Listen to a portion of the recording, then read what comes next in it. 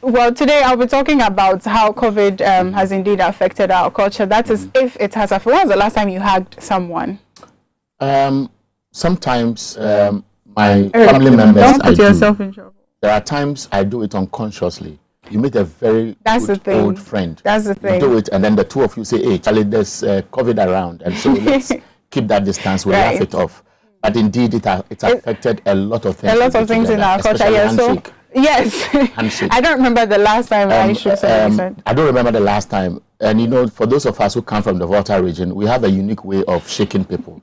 You shake and you click the fingers twice, sometimes thrice. With a Hey! A nice way of doing it. And so it's so affectionate. And now you can't do it because of COVID. So today we'll be discussing how to be able to manage our culture and COVID at the same time. There's a gentleman in the studio from the Commission on Culture, and we will be talking to him with regards to that.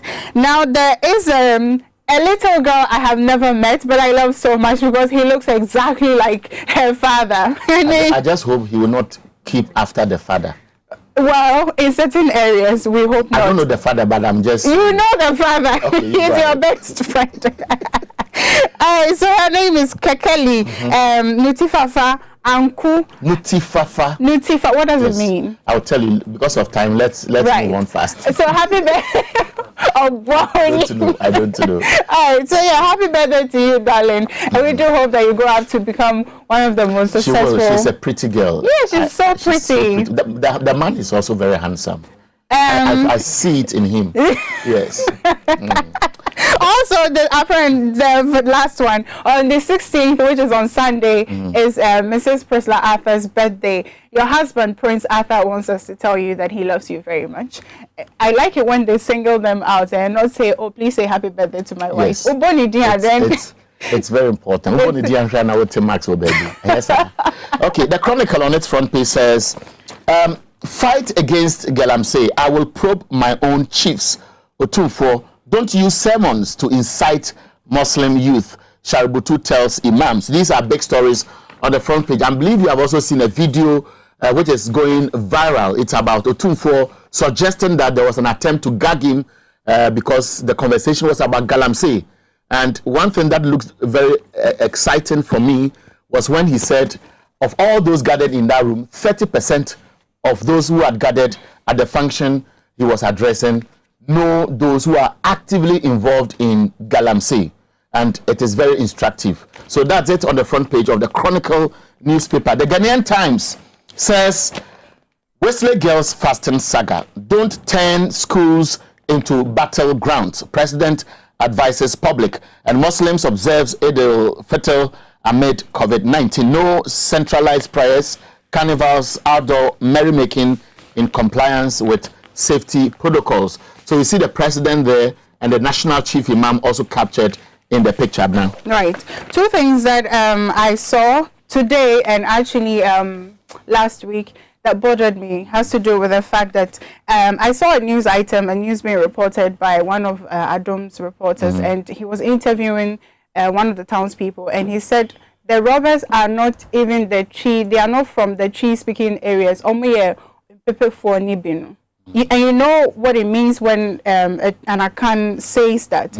I'm bringing this up because I'm seeing on the front page of the Daily Post that a journalist who was arrested apparently says he had to deny that he is ill to prevent further beatings by the national security operatives, which is sad. From all the things that have been happening, from the bigotry with the, is it the textbooks, and then to see that we are still going on about, going on the same tangent where people actually, I've seen like about 2-3 people deny where they're coming from because they are not from Akan speaking towns. I think it is, I see that as inferiority complex. Sometimes I see it as a trend that is tagging certain groups of people unnecessarily. I am a proud ever. I will say it wherever I am. I will fight for it. Not everybody is as proud as you. Yes, it is because of the orientation. I hope you understand me. I grew up in a Fanti, predominantly Fanti area. I speak excellent Fanti. The setting in which I grew up should have influenced me, but it has not. I still eat my apple and Owademi. I do all those things. I am a typical person. And I believe that it is something we need to encourage people to do.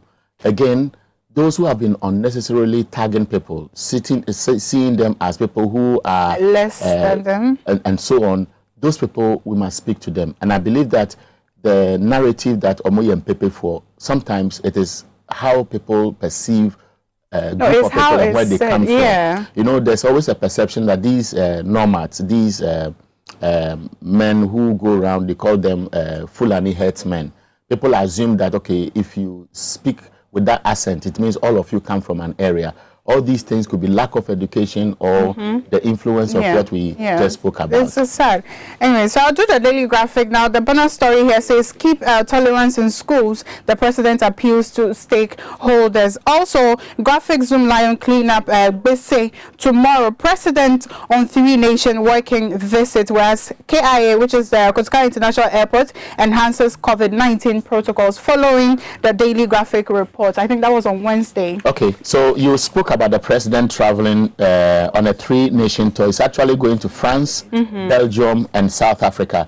The release says that the president working visit is also, and I want to read it because it's very instructive. It says, these working visits are part of the efforts the president is making to re-engage with the rest of the world following the outset of the COVID-19 pandemic, to highlight Ghana once again as a country with an impressive business-friendly atmosphere with bright economic prospects for the future. To this end, President Akufo-Addo will attend, and he goes on and on. So he's going to France, Belgium, and South Africa. He's returning on the 25th of May, 2021. So it's a 9-day trip. I think he started again. You remember before COVID, he could go to 8 countries on a stretch and come back. That is the beginning of what I see here. But we are told it will bring us cash. Eric, are you being sarcastic? No, I'm being factual. If it didn't happen, then I'm being sarcastic. No, before 2020, I mean, we know it happened. Remember, he went to a number of countries, including where people were spreading a particular picture. They said it was Robocop. And then when he arrived from Norway, we got to know about COVID, isn't it? That was the last trip. That was the last one, yes, I remember. Okay, so this one is 3. Let's see the next trip. That's why I'm asking if you're being sarcastic. Anyways, on the back page of the daily graphic, it says Amantin starch factory to start operation in July, whereas some Accra central traders to be relocated. Now, in the center spread, it says here that be creators of enabling conditions. What will a Muslim gain by fasting throughout the month of Ramadan if at the end of it all we are not tolerant, forgiving, and forbearing? This is coming from the Ahmadiyya Muslim Mission in Ghana to the Muslims. Good. So the front page of the Daily Dispatch: do not turn schools into places to fight religious and ideological battles. This coming from the president. I think I strongly support the position. You know, before Kumado joined you, I think 2 days ago, I had the impression that, look, the school is wrong. But when I listen to Kumado and I listen to the president, I think I'm becoming convinced that the school should be a school and any other thing should stay out. And the president says we should not let this singular incident at Wesley Girls turn the school into a battleground. I think the issue that happened at Chimota, if it was handled properly, this wouldn't have come up. I think so. And I think the conversation that there should be a national policy that should bind all schools, that conversation should be on. And we settle this once and for all. Education Minister meets heads of Christian mission schools in Accra. So that's it on the front, on page 7 of the Ghanaian Times newspaper. Now that's all I have. That's all you have. Morning. Okay, so I'll quickly do the Business and Financial Times. On the front page, it says that the Ghana Health Service, others train health workers on novel source management in the Upper East region. Also, Agric receives less than 4% of banks' credit in 2020 fourth quarter, despite going past all sectors.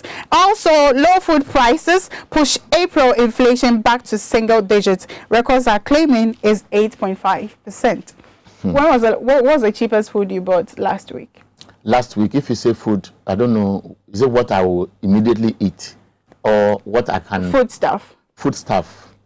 I don't remember. Because I know that I asked for potato and it's as small as this. The truth is that the price of food commodity, food are you going to say it has gone down? They've gone up. Yeah, so you know, the indicators they use is an average of baskets that they look at, And so sometimes if you listen to the Ghana Statistical Service, they will tell you that the price of foodstuff perhaps went up by 1% in Greater Accra, maybe in Western region, but if you go to the north, it went down. So these baskets that they look at to inform the statistics they give us is how you will see it, but the reality may be different in different places of this country. Anyways, LPG marketers fear losing 60 billion Ghana cedi investment nearly 4 years after the Atomic Junction accident. You remember that accident? Yes, I do. Also, danger, Momo agents not adhering to COVID-19 protocols. Apparently, they are not asking for the ID cards, the driving license and all that. But I thought we were going to talk about one thing, because I've realized that whenever you go to them to have a transaction, yes, okay, they give you the phone to key in your number. So you can imagine if they're giving everybody the phone to key the number. And it is the same thing I saw in there. I have taken money from my Momo account a couple of times since MTN started enforcing that directive. And I give my ID card to them. They use it to process the transaction and give it back to me without any sanitizer, nothing. I think that's what you are referring to. And so I also take it. I don't sanitize my hands. I just then you put my ID card in my wallet and move on. I think it should be part of this conversation, even though it's about culture and COVID. I think we should use it as a medium to educate the public. True. Also, low food prices push April. I've said this. Which okay, I don't so I don't know what is on mind. Today? Yes, you said. Do we have a surprise reader today? Yes, PSA will be with us. The same PSA. Somebody says PSA Bahan. I don't know what to do. Oh, mechanic crutchero. Mechanic crutchero.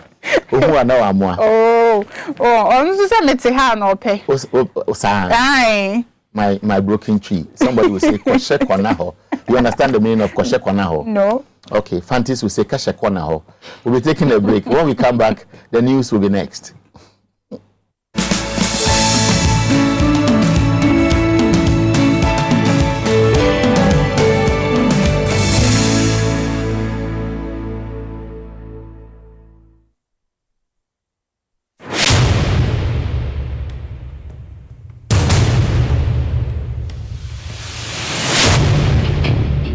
The average human body mass should have at least 60% water for optimal performance in any physical or mental exercise. We can help you maintain it naturally.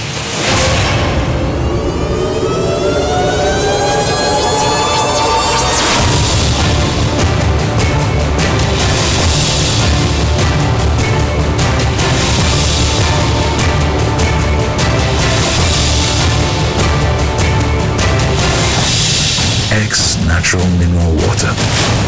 Simply natural.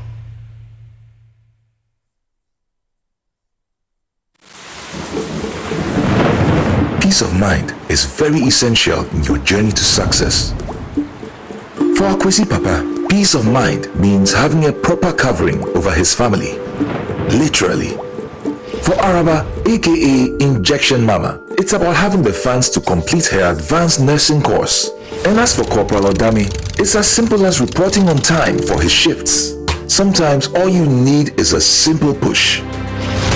At Needs Microfinance, we have tailor-made loan packages for salaried workers under the Controller General's Department. With the low interest rate and quick wahala-free process, you are guaranteed of a timely solution to get back that peace of mind, literally in 30 minutes.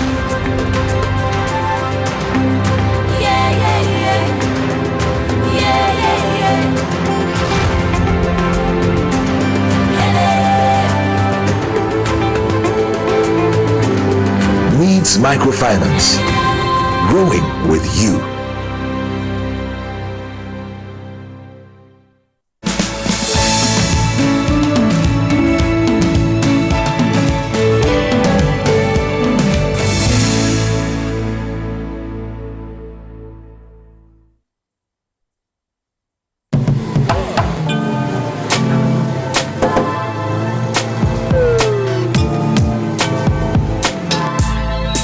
Welcome to Auto Check Vehicle Diagnostic and Licensing Center. I hear my car can be checked here without going to so many Accra. Sure.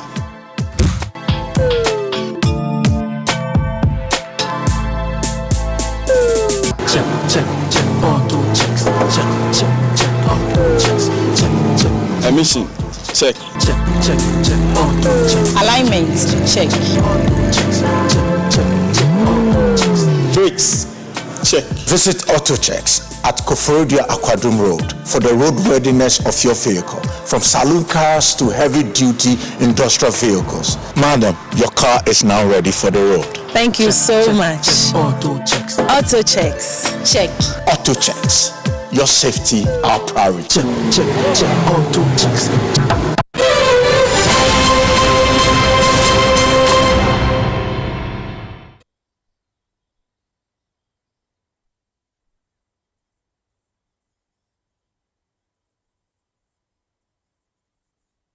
Welcome to News in Brief on TV Xyz with me, PSC Okra. This morning, public outrage heightens after Caleb Kuda shares ordeal in the hands of national security operatives amidst calls for sanctions against officers involved. Meanwhile, GJA is divided over the issue. We'll be telling you why.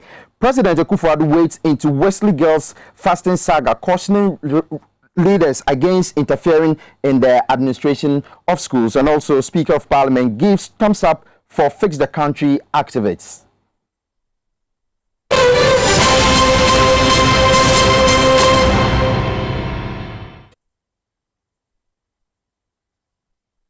Let's begin the bulletin with the ensuing controversy triggered by the arrest of a journalist for filming abandoned vehicles procured by Maslock that have been parked at the Ministry of National Security for several years now, and revelations after sharing his ordeal. GJ president is now under attack amidst calls for his immediate resignation for suggesting the victim Caleb Kuda breached the GJ Code of Ethics. But the managing director of CTFM, Samuel Atamensa, is demanding punishment for the director of operations at the National Security, Lieutenant Colonel Frank Ajiman, for partaking in the assault. There is more in the following report. CTFM reporter Caleb Kuda, who is also the host of Backpage, a news satirical show on City TV, claims he was physically assaulted severally by national security operatives, allegedly under the supervision of their superiors.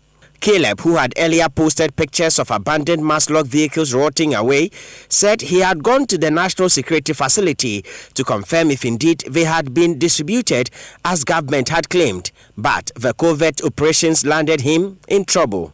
Caleb revealed he was slapped multiple times despite bleeding and kicked in the groin at the facility after he was briefly interrogated by DSP Azugu.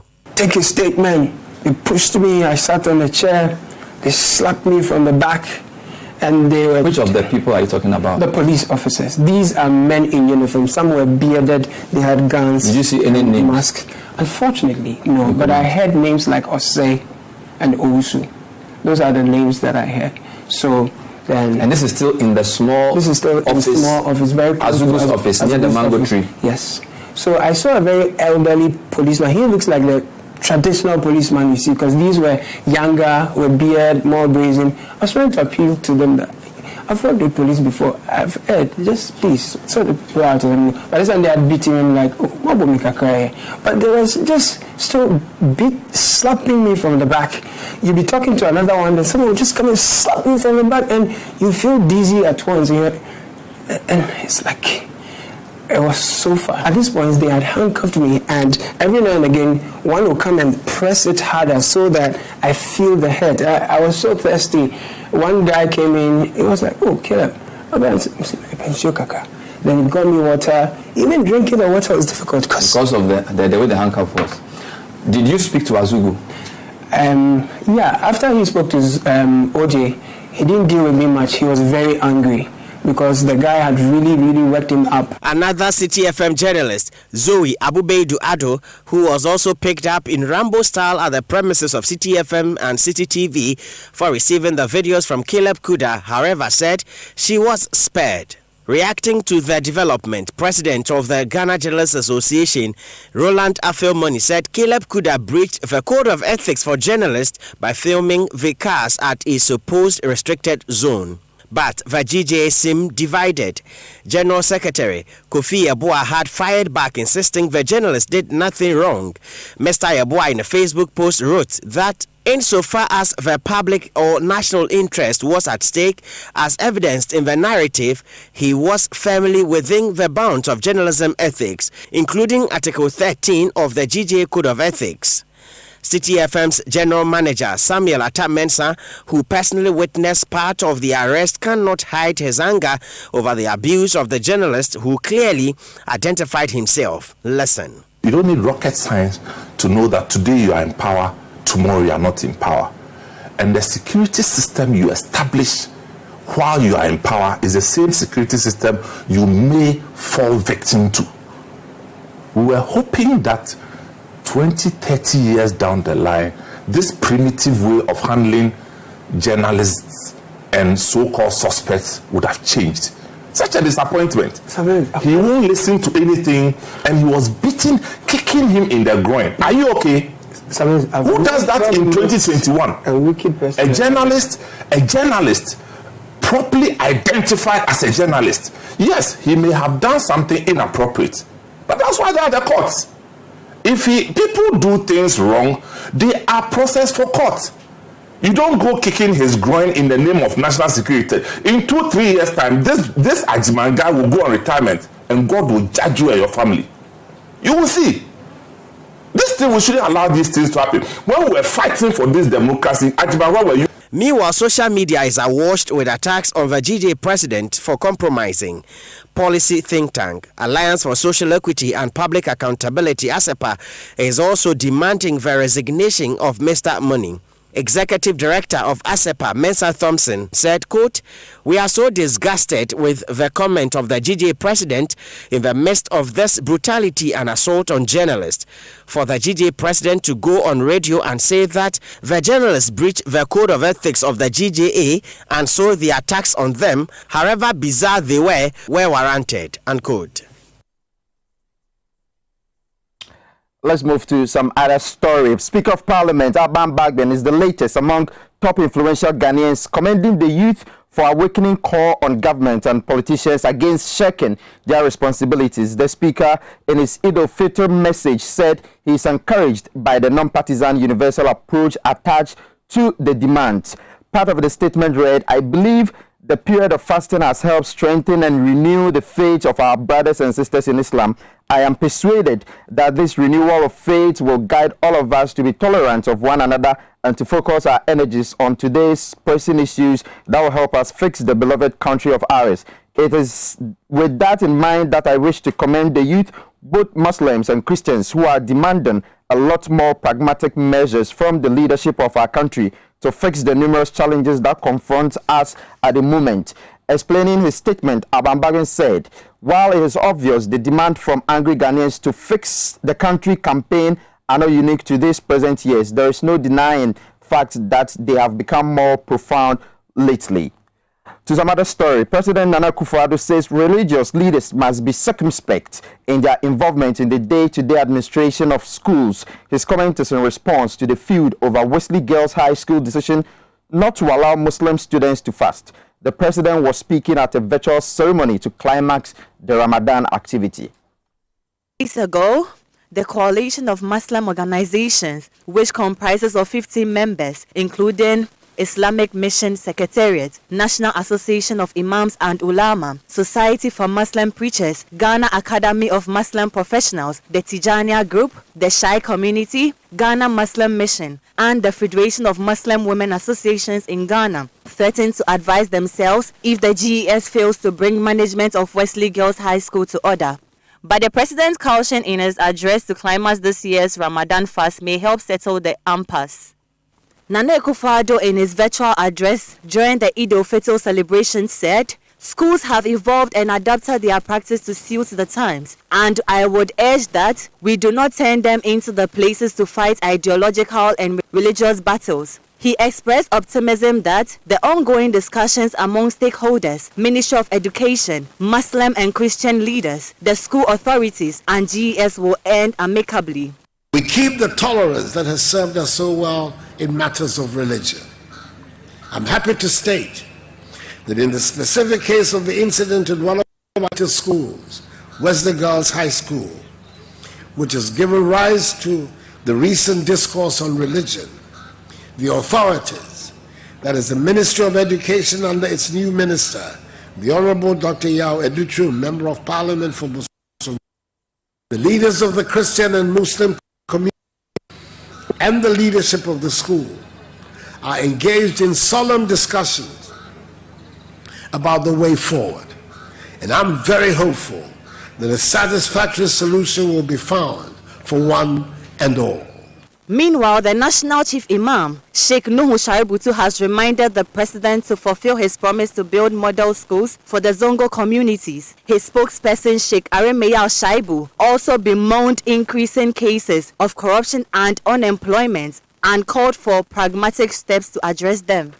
From all the negative tendencies, including envy, including vengefulness, including corruption, criminality, and all those things that do not help a nation to grow.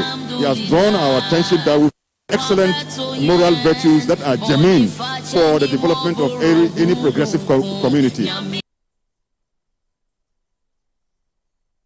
Now, to the New Patriotic Party. The governing New Patriotic Party has drafted a code of conduct for prospective candidates eyeing the 2024 flag bearership slot. This follows skirmishes on the ground by some interested parties amidst fears an early start could affect government machinery and create disaffection within the party.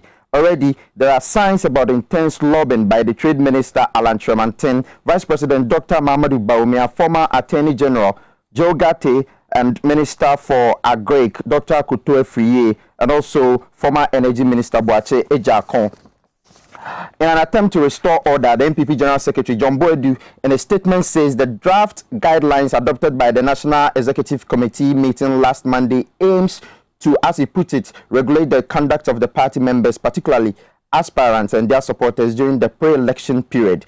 The document, he says, will soon be made public after it has been ratified by the party's National Council. It is said that the party has also accepted the Osafo Marfo-led 2020 Election Review Committee. MP for Awutu Senya Gisela Tete has embarked on a bold initiative to build offices to house the Awutu Senya Traditional Council. The groundbreaking ceremony was witnessed by the DCE for the area and opinion leaders. This is the pictorial impression of the Traditional Council for the Awutu Senya area if completed. The sword-cutting ceremony for the construction of the facility was witnessed by various chiefs and opinion leaders in the Awutu area. Awutu Senya West DCE, Stephen Kwame Kwe, the MP, Gisela Tete Agbotui, accompanied by some NDC constituency executives, clergymen, and opinion leaders.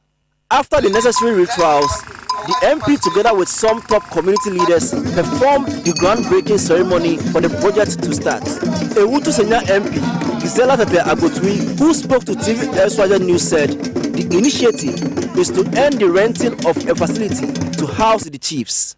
Cut the sword for the Awutu Traditional Council offices. They have been renting their premises for some time, and it's about time, so it's about time that they have their own office space. So that was the significance of this program. But in addition to that, as I mentioned in my speech, I have a few goals that I need to achieve in my first term of office. What we want to do is promote tourism in this constituency. We want to be the gateway to tourism in the central region. On the Awutu side, we'll be promoting ecotourism. And then on the Senya Breku side, we'll be promoting cultural and heritage tourism. She intends to work closely with the DCE and other influential persons from the constituency to promote their tourism potentials and to create job opportunities for the youth. If you're living in Accra West, I can imagine how the doomsday is having a toll on you. But ECJ is saying that the doomsday will end on Monday. The ongoing load-shedding exercise in parts of Accra has been necessitated by the last phase of the Pokuase Bulk Supply Point project. The exercise, according to ECG, is to last 12 hours for each group. That is 6 to 6 either during the day or night. Fortunately, consumers seem to have conditioned themselves in advance, though the impact is still huge on business and those who need power for comfort, especially at night. ECG has grouped the affected communities in 4, and the cycle will change from day to night for each group every 24 hours throughout the next 7 period ending May 17. Today, Group C and D are taking their turn. This means Sakaman, McCarthy Hills, Tetegu, Malcolm Plus Industrial Area, Amasaman, Pokuase, Banana Inn, Wesley Grammar, Ayigbe Town, Latebio Koshi, Mamprobi, Upper McCarthy Hill, Hansonic, and others are off this morning. This evening, precisely 6 p.m. till tomorrow morning, Group D, which covers Odoko, Mamprobi, Taifa, Ofanko, Kokrobite, Sotium last stop, Botiano CMB Flats, Salaga Market area, among others, will also go off. On Wednesday, these areas will enjoy power 24 hours and Group A and B will again endure 12-hour doomsor. Areas in Group A include Odoko, Awoshi, Abekala Pass, Sotium, Ablekuma Newtown, Okpeikuma, Lamte Mills, and others. Group B includes Malam, Bawi, Botiano Red Top, Lower McCarthy, Bubiashi, Abose Okai, Matayeko, Dansuman, and others.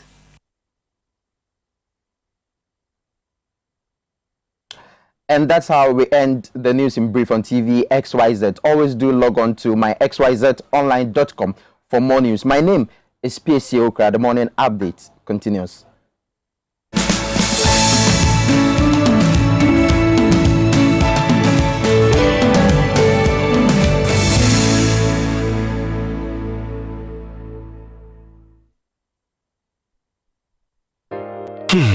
If Okra na menyisika edia ye mefui.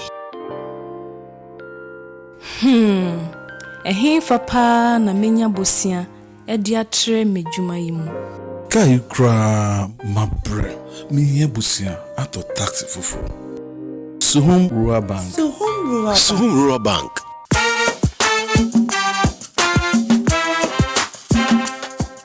Yemamu akwa baba Suhum Rural Bank. Ye won hyehyɛ ahodo bi te sɛ gadifo abosia, ekoko abosia, susu account, and it does wo savings account, me bada chain savings account, and the akeka ho.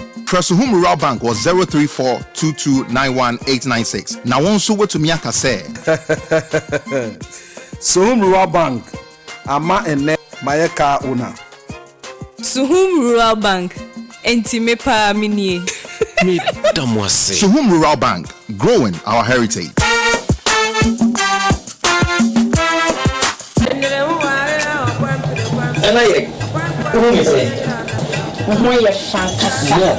So say dear, we in charge when you feel one casansa.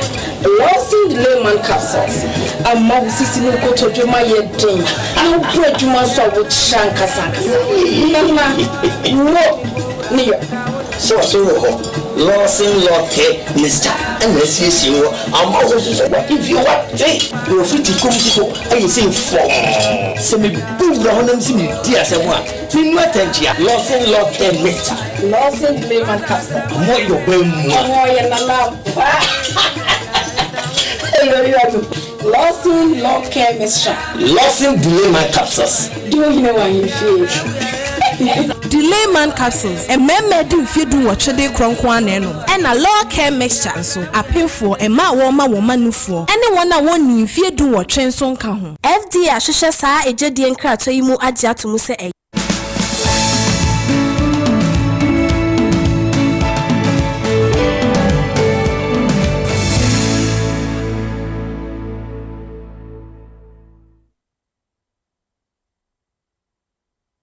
Back to the morning update on TV XYZ. My name is Nana Abena Sewa. We are about to start a very interesting conversation with regards to COVID.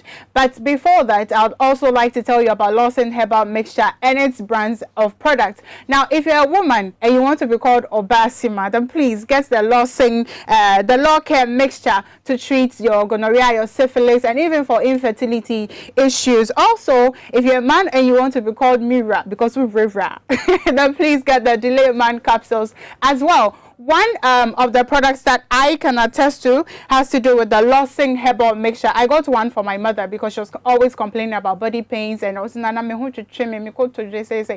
today I leave the house without any complaints because I know that she's in good hands, because she said to me that I don't know how to pray. So get the Losing Herbal Mixture as well for your rheumatism, your arthritis, your menstrual pains, piles, and then even fibroid as well. Now the Losing Herbal Ointment, if you also have any body pains or you want to be massaged, then please get the ointment and that will take care of it. You can also call 0242 133 577 or 0248-619999. For bulk purchases, please go to Colinac Herbal, Misty Herbal, Danny Herbal, Freddie Mays, Habme Apidec, Sewa Herbal, Shop Mampon, Drug Lane, or Kainshi, AA, Mensa Takrate, and any leading herbal shops nationwide, and get your law care products. Also, as we are talking about products, the Black Secret Makeup has the wipe of the century. If you want to clear your black spots or even acne, then please get the Black Secret Makeup facial wipe. And as always, the ultimate sponsor of the morning update, X Natural Mineral Water, Simply Natural. If you're looking to distribute, please call the number 0596 273546 or 0596 273547. And as I always say, we'll sort you out for life. Speaking of life, we have been battling a lot of things since last year. Now, we've had instances where people have been laid off, instances where people's salaries have been slashed, instances where people are not even getting salaries at all, and people are not making revenue, but everything is on the rise. Today, we are seeing in one of the newspapers that inflation has come down to 8.5% because food items have reduced, or prices of food items have reduced. But you and I know that that is a different story. I know Eric tried to explain, and you probably will have your explanations as well. But in my part of the world, prices of food hasn't reduced. Regardless, we are still living. We have been surviving throughout the COVID. But we also today want to discuss how COVID has affected our culture. You know, you and I, we like to hug each other when we meet. We like to handshake people and do the, Charlie how, Charlie fresh. How has this affected us? Have we even been able to maintain our culture till now? Have we lost a part of us that is integral to who we are as Ghanaians, as Africans? We'll be discussing that with Mensa Odoi. He is with the, I got it right, yeah? Martin Odoi from the Commission on Culture, and he will be telling us also about what the Commission is trying to put in place, or what they have been putting in place so far, to make sure that our culture is being maintained whilst saving our lives as well. Good morning, and thank you for coming. Good morning, and thank you for having me too. Always. It's a pleasure.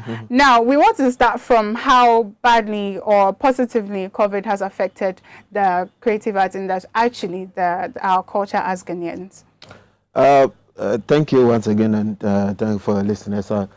COVID is one of the difficult things that the Commission or culture has faced so far in my life of existence. I think COVID is the biggest challenge that we faced.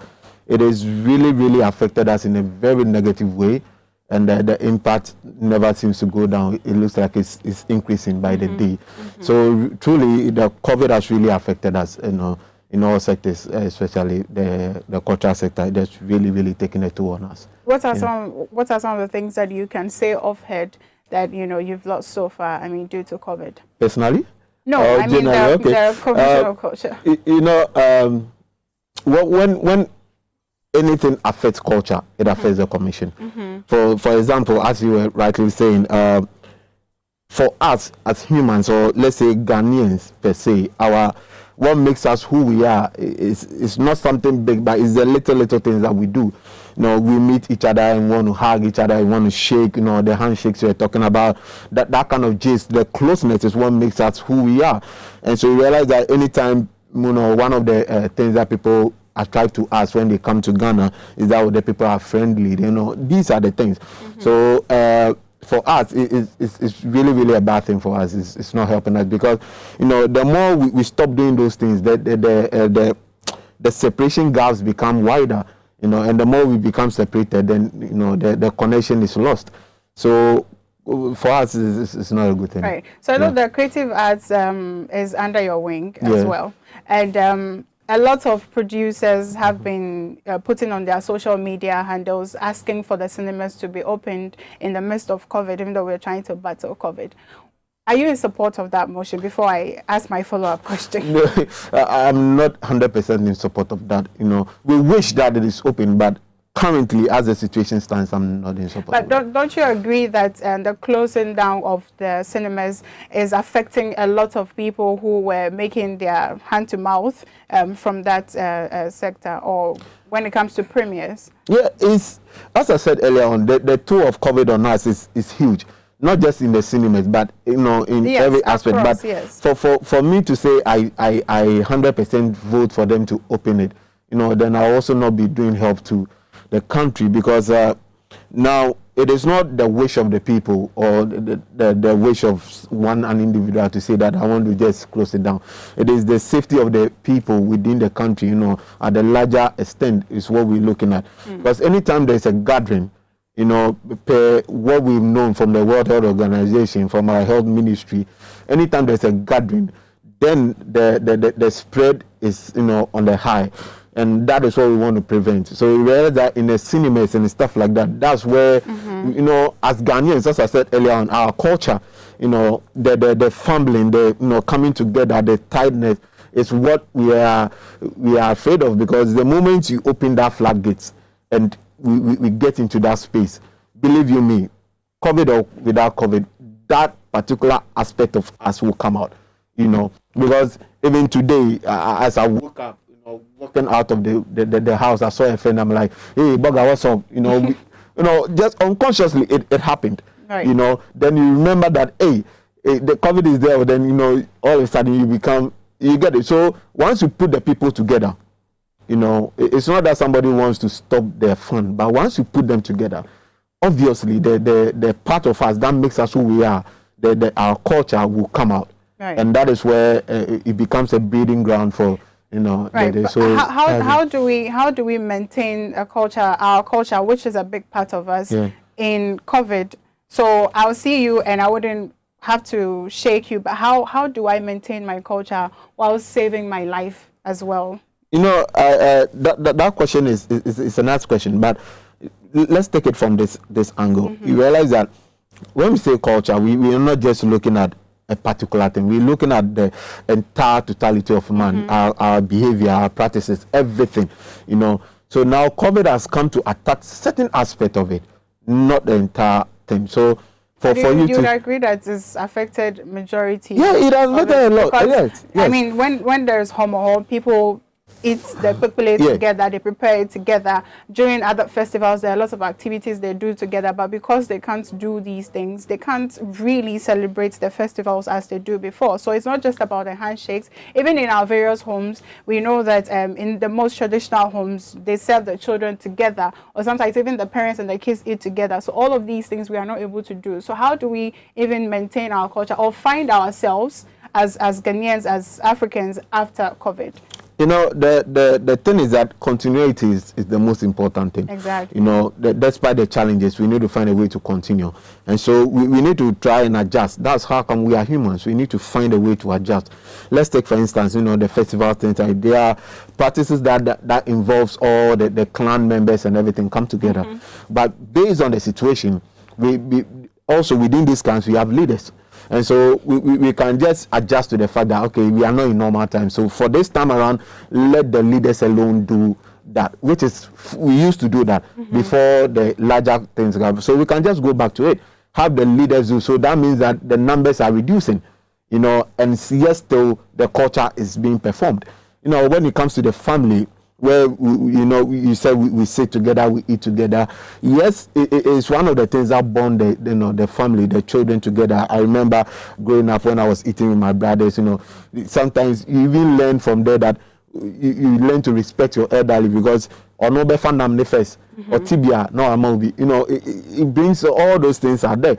But here's the case: we're trying as much as possible not to also kill ourselves before the end of the day. So we have to, let that thing, but more of the oral talking of our culture, more of the showing, of our culture through other means, the virtual and stuff should go on, but we should try as much as possible to prevent the, the normal gathering kind of thing. Then right. Speaking of prevention, what has the Commission on Culture done so far to combat COVID, and what will you be doing going forward? For us, the creative sector, we hold a powerful tool in terms of combating this COVID pandemic that we find ourselves. From January, what we've been doing is that through a collaboration with the COVID Fund, Trust Fund, we've been able to put shows together, and through drama, the performing arts in all the regions, because Commission is represented in all the system regions. But here in Accra, we even through the Community Youth Cultural Center, which is under the Commission, we use the process of puppetry. I don't know if you still remember puppets. Yeah, the show. I do. Yeah, so we went back to that. We did a puppetry show in almost about, we did some in Malata Market, Mamubi Market, Ruga, the parks, the community spaces. We're using puppetry to send down the message. And I know you remember Osofudazi, Akan dramas. Why do you still remember them? Because these were visual imprints that were shown to us. So we realize that people do remember and adhere to things by what they see, not necessarily by what they read, but what they see. And so we try to visualize most of these messages and send. And that's what the Commission has been doing so far. And the response and the impact, our records, it looks like it's really sinking down well to the people, because when you walk through there, you see the children trying to mimic what we did and all that. It's very, for children, especially for children, the impact is very strong. Right. And so we are very happy of what we're doing, because when we go to the schools, one child takes the mask, wears it, and goes and like mommy showed you know how children are, they exchange things. I want to see how yours is. So your child goes home with blue, comes home with black, and you're like, hey, how come? So these are some of the messages that we send out, trying to get them to know that it's not good to be exchanging things of that nature. And so that's what we're doing. I think with that, don't you think that we should probably mandate the schools or the parents to buy specific types of nose masks? Because my children's school, that's what they told us before they allowed the kids to come into school. We had a PTA, and they said to us that we are going to sell the same nose mask, so that the children are not tempted to say, let me try yours and see, or yours is nicer. So shouldn't we be putting that in place in the other schools as well? Yeah, you see, when it comes to this aspect, it's kind of difficult for me now personally. This time, because the situations are not the same. When you put parents in the same jacket, it becomes a bit difficult. Let's just say I'm buying this one for 1 cedi. The school comes out to say, we want all of them to use one thing, so let's use it. And they come out with about 3 cedi one.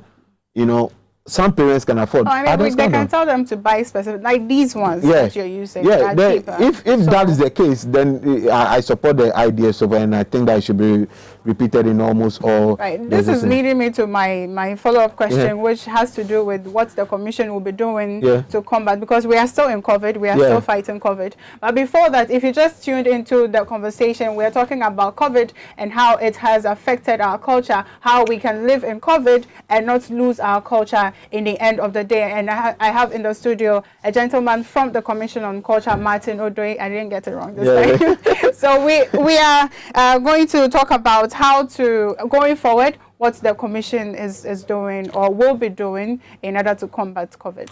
Yeah, so one of the things that we've started is that we are engaging GES to allow us to enter the schools, with the puppetry and with the drama, because we believe that it is one of the easiest way or the fastest way to drown down the message to the people. So we are engaging them on that light, and also we are engaging the new norm, the social media fronts. We are trying to see how possible best we can make a lot of impact through the social media as well. And also we're doing the radio and the TV, as well. The announcement, we're trying to see how we put radio drama together. We are moving out to the communities, especially the most crowded areas. Then we do the radio announcements, so that it drums down the message down to the people. So basically, that's our focus for now. Right? Yeah, and we are also open to all creative bodies and all agencies that are willing to come on board to spread the thing as wide as it can go, because we need all the help that we can. We are a body, but we can't do all. And so all agencies, all bodies, private sectors that are willing to come and support us with what we're doing, it's welcomed. Right. Yeah. I was willing to let this go, but I mean, through your submission, it kept coming up.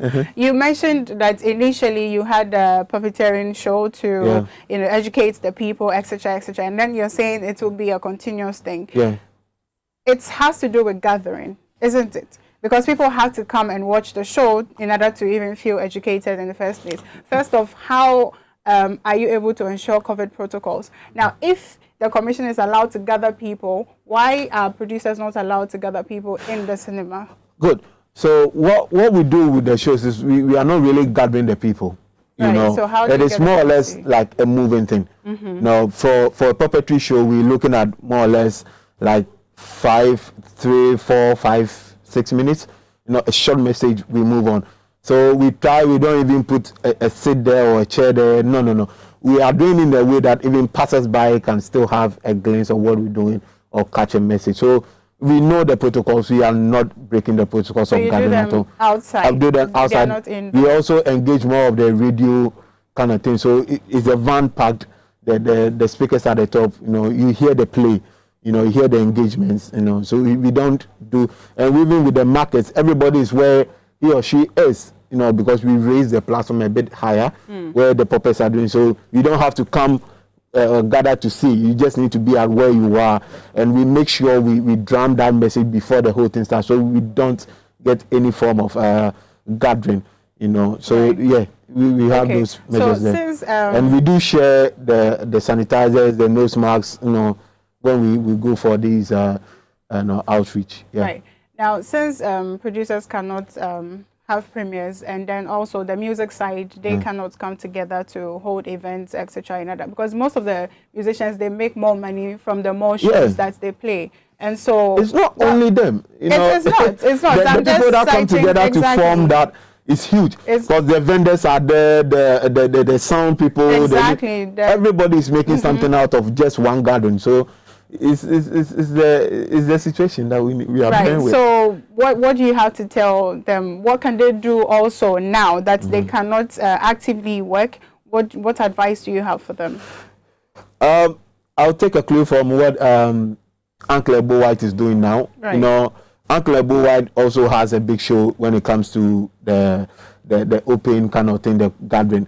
But because of COVID, now that he's not doing that, what he has decided to do is the radio shows and stuff like that, going virtual. And so I think that most of our people should also start, getting used to the situation and, jumping onto the new phase of life. That is the virtual and the, things that do not, because Uncle Ebo White still does a show, but virtual, and still takes the money. He still collects the fee. So it is not specific to just feed everybody. Once you're a producer, just try and be more creative with your output. If the garden is not there, what else can you do? There's a virtual space. There's so I would advise them to start engaging such platforms, and so that, because what they are doing cannot die. We pray that it doesn't die, because it is one of the things that make us who we are. So we need them. And it portrays our culture to the world. So they should try and engage it from different platforms. Right. Also. Now, quickly, in about 30 seconds before you go, what do you have to tell Ghanaians with regards to COVID and the things that are inbuilt in us, how we can subdue it and save our lives? Thanks God, one of the news that we're hearing from the Ministry of Health is that the numbers are going down. Just because we are able to get some injections in. And we are also hearing that a new trench is also in there. So we are praying. We know that with time, things will get back to normal. But for now, I'll plead with everyone to as much as possible, try and keep the protocols running. You know, we don't have to let our guards out, although the numbers are going down. This is the best time that we need to really, really keep our guard up. Because if we hear the numbers and we say, okay, call, and we leave it, you know, I plead with people that, you know, continue to wear your masks. It's very important. Continue to use your sanitizer. You know, try and avoid the gathering that much. You know, it's part of our culture. But as of now, we just need to put some hold on it, hoping and praying that things get better. As the numbers go down, we know that, you know, definitely, well, God will raise his hand, and we'll get back to our hugging and our stuff. Because even as I walked in and I saw you, I'm like, oh, wow. You wanted to hug me. Thank God. It's impossible, but hey, it's part of life. We know that with time we'll get back to that. Right. Thank you so much. Thank you for coming this morning. We are grateful for having you. So, yeah, you've heard for yourselves what the commission is doing. They are organizing certain 1 minute in passing shows, puppeteering shows, to make sure that they keep you safe. And also with the producers, I said this here about 2 weeks ago, that let's try as much as possible to take advantage of the virtual that is coming now. So do your premieres online. Kobe has started. He has his own website now. You can go. Shelly has also followed. So please, let's try as much as possible to take advantage of what we have. Speaking of taking advantage, I'm coming back again to tell you about Lawson. There is the Delay-Man capsules for men, so that you can stay longer in bed.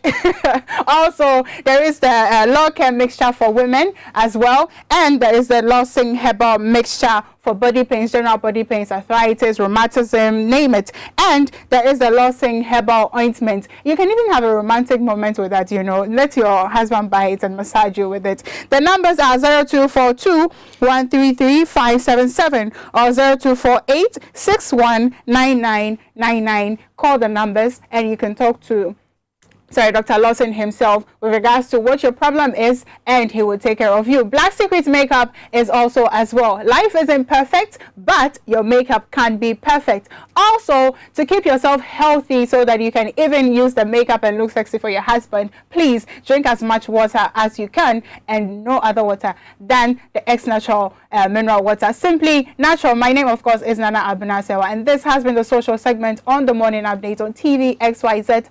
Today, the social discussion I had it with Martin Odoi from the Commission on Culture. Eric Ayanyo is taking over now.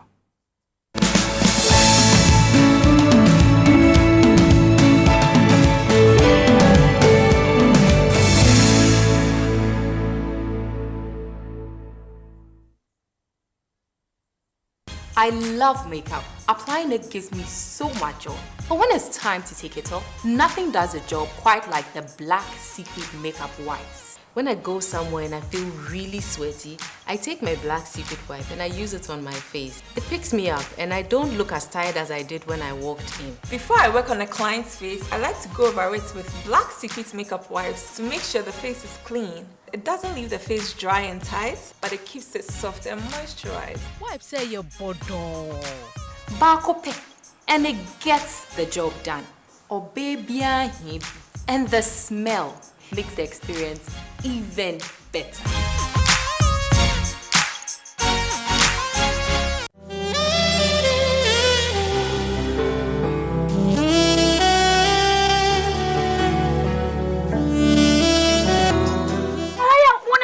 Tell me the tell you. Me want what you say na me say ko fa pani. Hey! Kwati adawrumo, me yonko kwati. Na adawruma. Enu anwumre wo ye aduane asori wura dem na me fefe me se adabo no. Ana kwati ebere meduro. Eduro de bere me no say Lawson heba Mr. Na me sisi me pechi. Ani me ho na matwetwe me. Ani me chese madwonku, ani me sei. Na de na won ka me do futwa so. Empre ho enye no nko. Wo de Lawson heba ointment. Me sisi me kotodwe ni me pechi. Me ho na me yaw. Me ntimu a na etwetwe me ni nyina. Me no ye de Israel. Eko me benefit ko mu yaw na ha no. Ono bie no. Eko na malaria ni de etu asie de kude. Lawson Herbal Clinic 0242 133 577. Enye ma pemfo, e ma wo ma omanofo. Ene mofra wenya mfie dum. Lawson Herbal mixture. Any Lawson ointment. Who has a diet?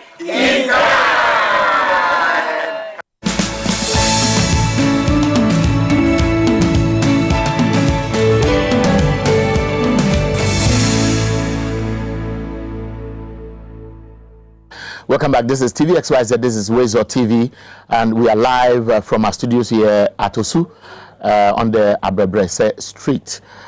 All you have to do is to send us your text messages 0556 9999999, and of course, you know this is the newspaper review segment. It's a Friday, and I have again two editors. The first one I want to introduce is called Charles McCarthy, soft-spoken but a strong guy. He's editor-in-chief of the Hawk newspaper. Charles, good morning.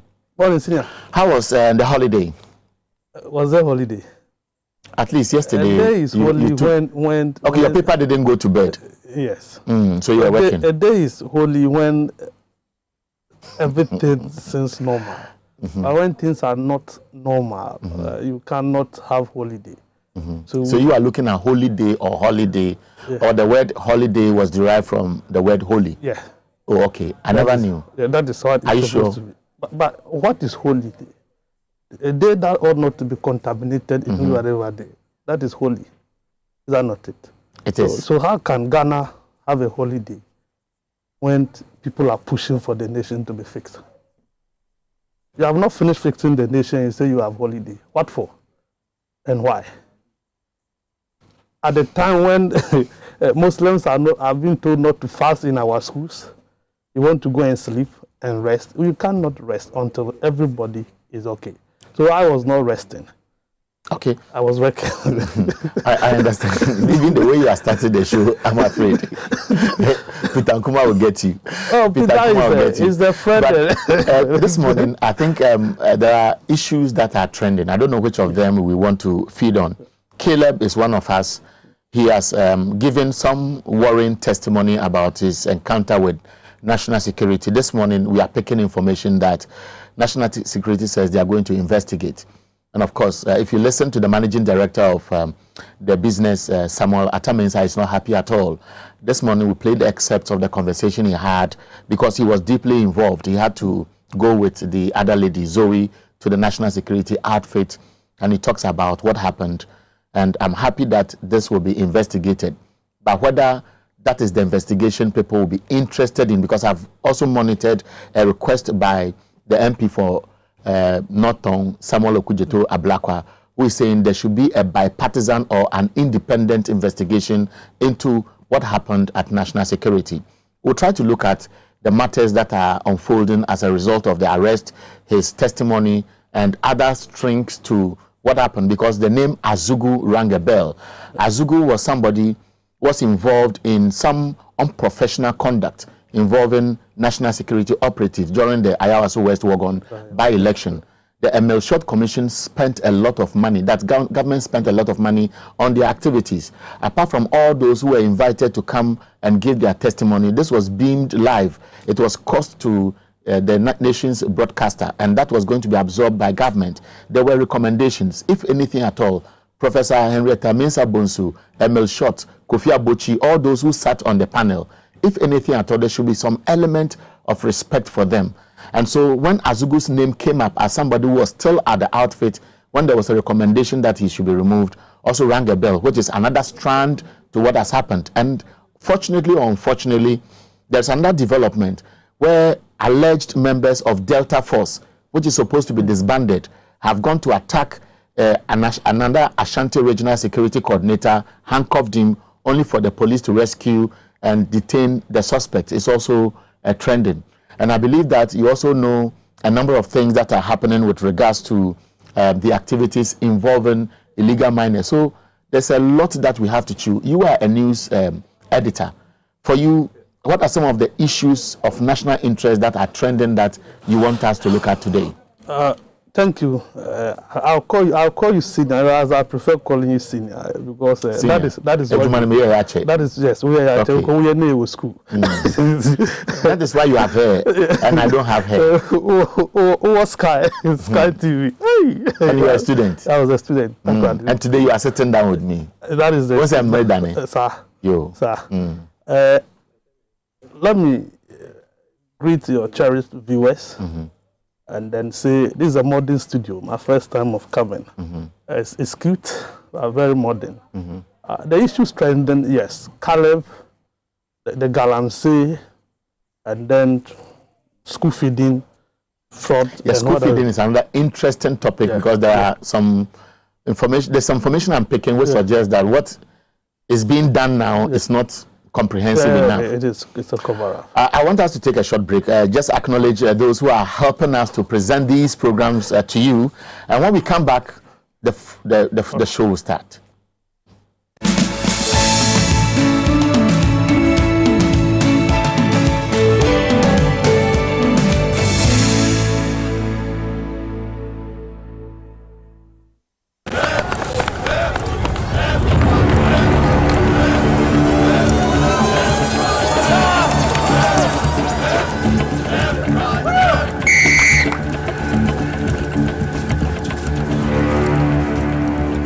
We are one man short. Should we invite him? Yes. It be old cargo. Can I join you guys? Yeah. Always drink fresh, natural eggs, mineral water.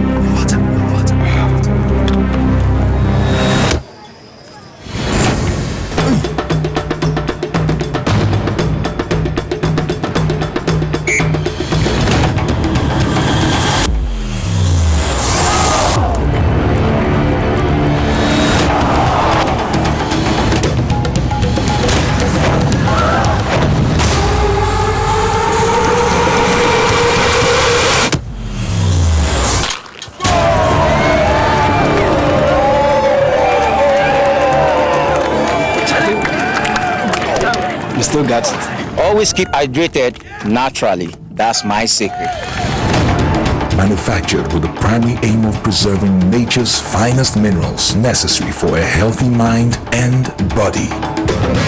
X Natural Mineral Water. Simply natural.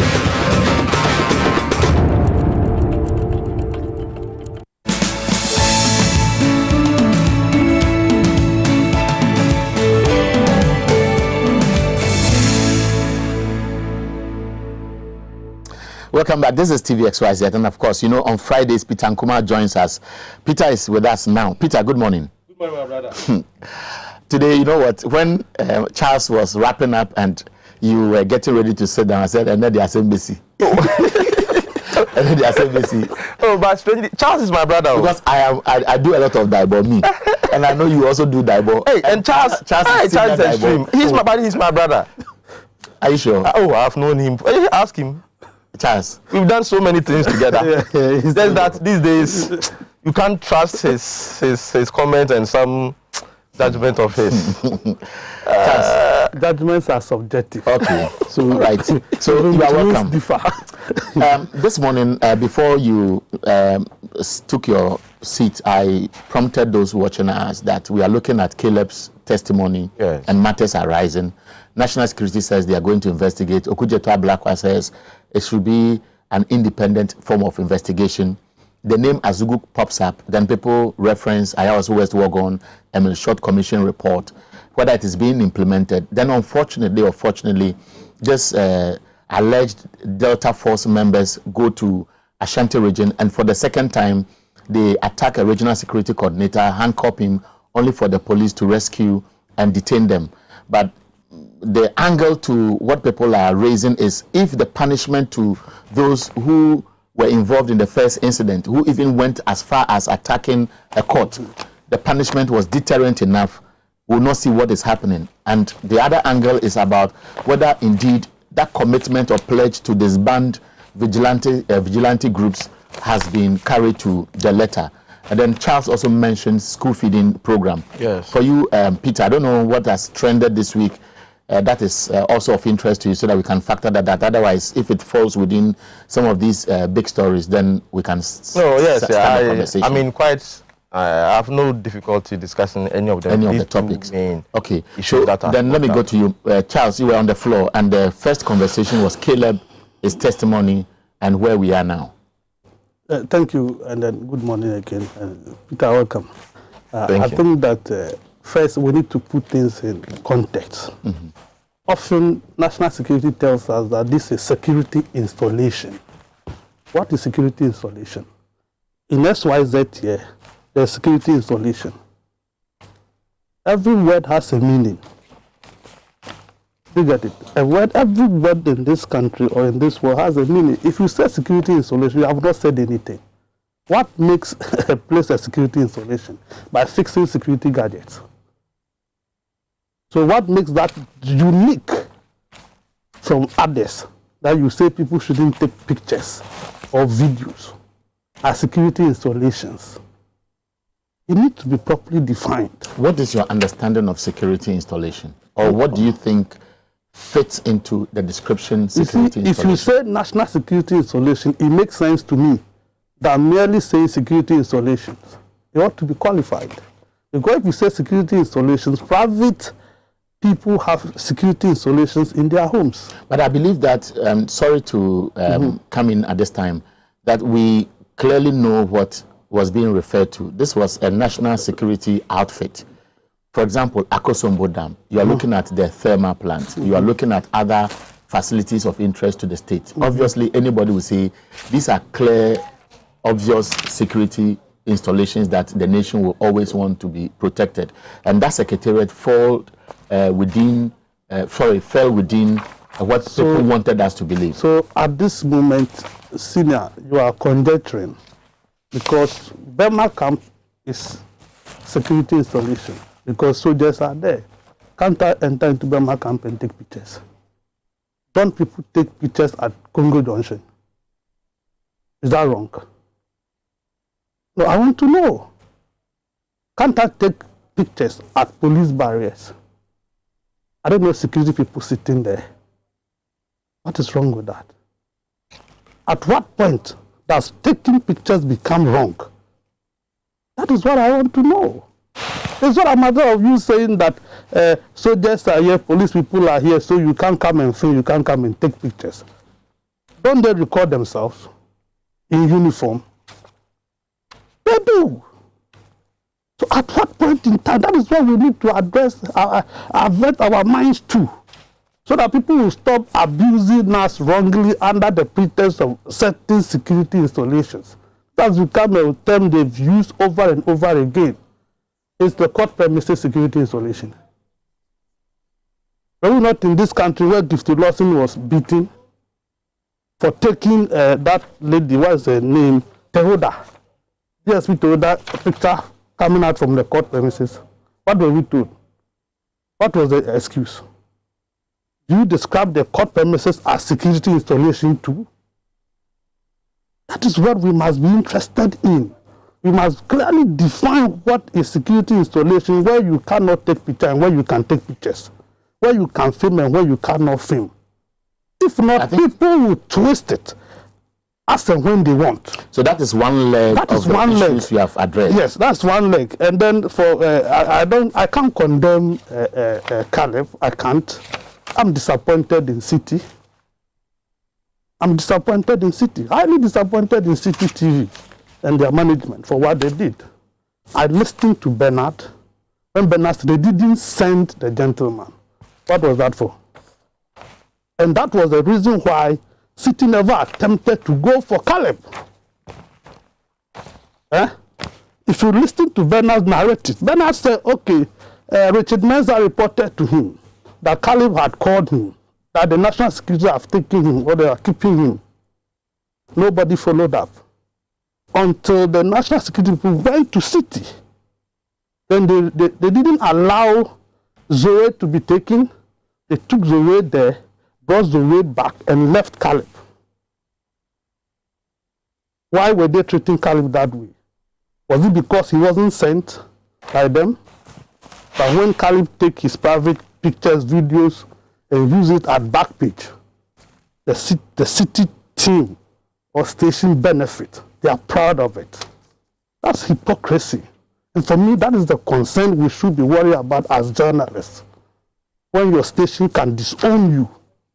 Even before Bernard would listen to Caleb's narrative, he was on Good Evening Ghana, telling different stories, contrary to what Caleb said. But subsequently, Bernard has had a conversation with Caleb. Caleb has told his story. I've heard Samuel Ataminsa, who is very angry, who wants action to be taken against Ezekiel Ajiman and all those who may have breached the code of conduct. When this house, you have two separate statements coming from this house telling different stories. Who takes you serious? Bernard said on Good Evening Ghana that Caleb was not maltreated. True of us. Bernard is the general manager of City FM. Now Caleb comes on to tell the whole world that he was malhandled. Who should we believe? You see the inconsistency. You see where my problem is. So you should have waited, haven't asked him to go and rest. You have waited, listen to his narrative before you grant interview. Why rush if you don't have the full fact? Do you have any reason to suspect that perhaps the interview may have taken place just to water down the tension that was building among There was no tension. fraternity? City TV is credible as far as some of us are concerned. Bernard's own show is credible as far as some of us are concerned compared to where he went. So what was their purpose? You are talking about Paul Adumose's show. Where he went. If that was where he went, then fine. So that's another leg. That's another leg. And for me, me, also an element of GJA president coming in to speak to issues about Caleb's action, whether it was professional or a breach of the code of conduct of our work. He didn't consult his team of executives. He should have. GJA should have sat down as a body to deliberate on that subject before going out to speak. He spoke as an individual, and that is why his secretary is contradicting him today. It's an embarrassment to a body like GJA that the president will speak. Sorry for calling him president, because the matter is in court. His presidency, his tenure has been challenged. So I cannot refer to him as president. The person who has sued him, I'm sorry for calling him president. But Mr. Afemoni should have consulted. Today, the other person holding himself as secretary has contradicted him. So from the same group of people holding themselves as executives are contradicting themselves. We'll continue the conversation. Just hold it, Charles. Let me take the opening remark from Peter. Peter, the way you are looking at Charles. Charles has touched on some exciting angles that we can pursue. I don't know your own opinion on this conversation, your opening remark. Yes, regards to our viewers, but I want to begin my submission with a preamble, which basically may answer some of the issues that Charles has raised. Because in one breath, he's asking for a definition of a security installation. And in another breath, he's saying that state facilities. I mean, it was quite confusing. I didn't understand what he was trying to say. Say we need to define what state facility is and what security installation and where and how pictures should be taken and all those things. I was a bit confused. But the bottom line is that I think that every patriotic Ghanaian, peace-loving Ghanaian, must condemn the approach and the mode of arrest of the security agencies. You see, especially when we are told now that our brother Caleb was manhandled. If it is true, it's not good. I mean, such actions are primitive. Those were the days, you know. That is why I will support my brother and friend, Okujeto Same, that, I mean, the same institution cannot investigate itself. There must be another body, you see, sort of to look into the matter, sort of bring some of these excesses to check. I wouldn't mind if Sami can raise it even in Parliament, so that Parliament can also have some bipartisan committee sort of, okay, to look into the issues, then come out with a report, so that it will guide all of us moving on as a country. But whilst condemning the approach, the arrests, and how they went about it, it is also important that certain misinformation from some of our colleagues is also corrected. Look, notwithstanding whatever definition Charles will want to give you to security installation or whatever, there's nowhere in the world where national security headquarters, okay, national security facility like Blue Gates, okay, it's not prohibited from people entering to go and take pictures of the facility, where you'll be exposing the entry and exit, okay, of the facility. There's nowhere in the world where have you listened to Caleb? Oh, yes, I have. Caleb enters. You and I have entered Blue Gate before. Yes. Because there are times national security invites us to come for a conversation about this country, and we all share ideas on what we should do. And so I've gone to Blue Gate several times. You don't just enter. Yes. There are processes. All gadgets on you will be taken. Yeah. And so once you have access to the facility, then it means that you don't have any gadget on you unless you can conceal it. The man says he's using a phone. It presupposes that he was a magician and entered the facility, or there are security lapses because somebody could have checked those things. And he was not taking the building according to him. He was taking the vehicles, the Maslow vehicles. But you know where the vehicles are parked? I don't know where. You see, but he himself, in narrating his ordeal, said that, oh, when he entered, he took pictures of the vehicles, and on his way out, of course, he was asked at the entry, and he said he was looking for someone. And so when you check the national security statement, there's a portion where they said false pretense. And so on his way out, he also saw another cars, V8 cars, parked somewhere, and also attempted or even took pictures or video of those cars too. That was where he was approached. And he himself, okay, when he was asked what he was doing, realizing what he's done, he apologized. He said, oh, he knows it is wrong, and so he's sorry. Look, Charles is here, and you know, there's no media ethics lecturer who will tell you that you cannot use an unorthodox means to get exclusives or information. But he adds that, or they will add, that once you do that at your own risk. Okay? If you succeed, you are a hero. But if you are caught, that's a different ball game altogether. But whatever it is, you see, I have heard people use the Article 1911, that there's no law. And once you are arrested and a law or you are not defined as to what your offense is or are, there should not be any objection. There should not be, you should not be arrested, or you cannot be arrested once there's no law. Okay? And they quote the article, the 1911. In that same constitution, okay, in Article 164, it says that the provision of this article, and it's talking about media freedoms, all those things, okay, they are subject to laws that are reasonably required in the interest of national security, public order, public morality, and for the purpose of protecting the reputations and rights and freedoms of other persons. So yes, you have freedom, you can take pictures or blah, blah, blah, blah. But there are places that are earmarked for prohibition, that you cannot enter for a purpose. And Blue Gate, you know, it is not a place. No, you see, there's a thin line there.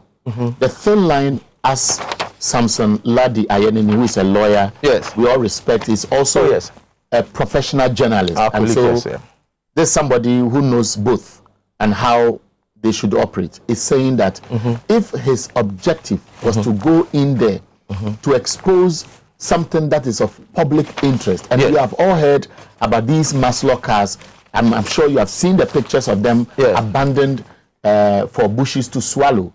So where do you draw the line about Caleb's role, national security interest, and what the Constitution says? Okay, can you imagine, okay, what will happen in the course of exercising that national interest in taking the pictures of the Maslow cars? You expose our national security head office or headquarters, the exit point, to foreign and people or criminals Because where the cars are parked, Peter, what are you talking about? Yes. Is the building underground? No. The building is not underground. No. Everybody knows where Blue Gate is, around the stadium area. Yes. Everybody knows that Blue Gate is a But so what are you talking about? But they do not know the other exit points of the facility. Okay? They do not know the other exit point of the facility. Today, if you enter Blue Gate and there is an emergency or for whatever reason, you don't want to use the main gate where we all use.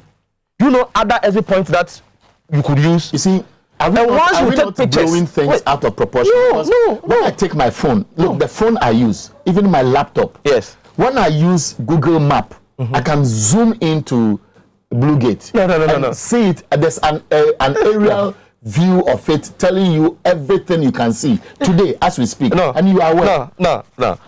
Those things are different from specific exit points and certain gadgets that have been fixed in those areas that you may not be aware. In any case, even the cars, okay, for all you know, it is even for a purpose, for security purposes that is parked there or that are parked there. Okay, we are told there are about 12 now because and there could be ongoing investigations, so that must be there as evidence. And beyond that, sometimes some of these cars are parked at certain vantage point or certain places for a purpose. I have seen some cars parked at some offices, and when you inquire, they tell you that look here, it's for a purpose. Okay, you may not know. Okay, check the national security statement. There's a portion where they said entry on based on false pretenses. Look, the Criminal Offences Act has a portion that can be used to charge him for unlawful entry. If they charged him for unlawful entry, no matter the kind of interrogation they want to adopt, yes. If what Caleb is saying is true, that should there be any reason to doubt what national security wants to put out in their statement? Oh, that is why maybe if a parliamentary or bipartisan investigation or whatever is set up to look into it, it may uncover. Okay, but the bottom line is that I'm saying the major national security facility like Blue Gate, headquarters, okay, nowhere in the world will allow photographs and videoing of the facility. Even what is on the internet is different from the actual edifice there in terms of other electronic gadgets and other security installations that are fixed. Okay, so Peter, on the building. I will stop you here and take there was a portion about arrest and how Caleb's phone was searched, and there's an argument that a police officer cannot search you when you are arrested unless the person come along with. And there is also a publication with reference to what the police itself has said and instructed its staff to do, i.e. ACP David Eklu, if yes. So and there's even a court case, okay, where somebody was arrested and the person's gadgets were taken. The police attempted to search into the gadgets, and when the person went to court, that they are trying to fish for evidence, and that's why they want to search his gadgets. There's a latest example involving Sami Jenfi, if you are aware of the issue. Yes, where they wanted to have access to his phone, they went to court and it was thrown out. Yes, so you land on it. I want McCarthy to come in briefly, then we look at other angles. I have the State Secret Acts of 1962. Okay, and then in it, it defines places that are prohibited. Okay, and the section 1 even talks about the fact that any person who for whatever purpose approaches, inspects, passes over, or is in a neighborhood of prohibited areas without requisite invitation or request from authority, you commit an offense.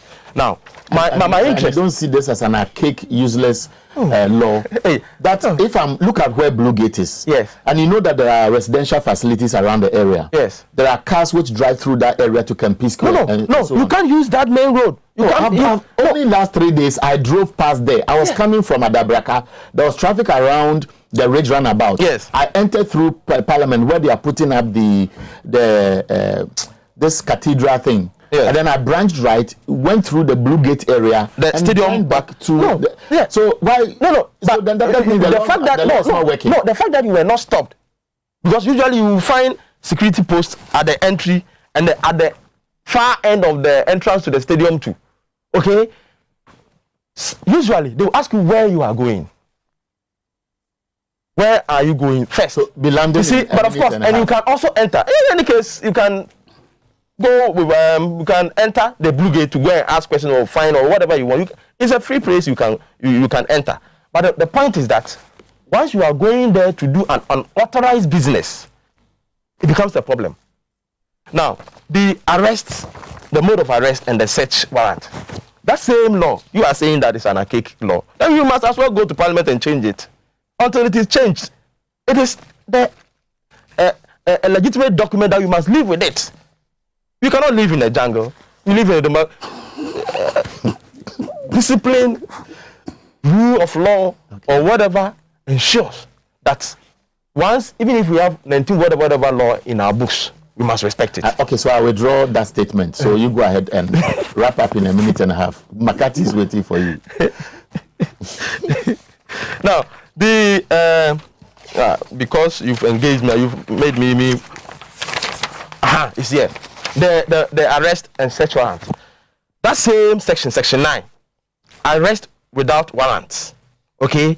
Now, any person who is found committing an offense under this act, or who is reasonably suspected of having committed or having attempted to commit or being about to commit such an offense, may be arrested without a warrant and detained by any constable or police officer for a period not exceeding 72 hours. Now, the catch point is here.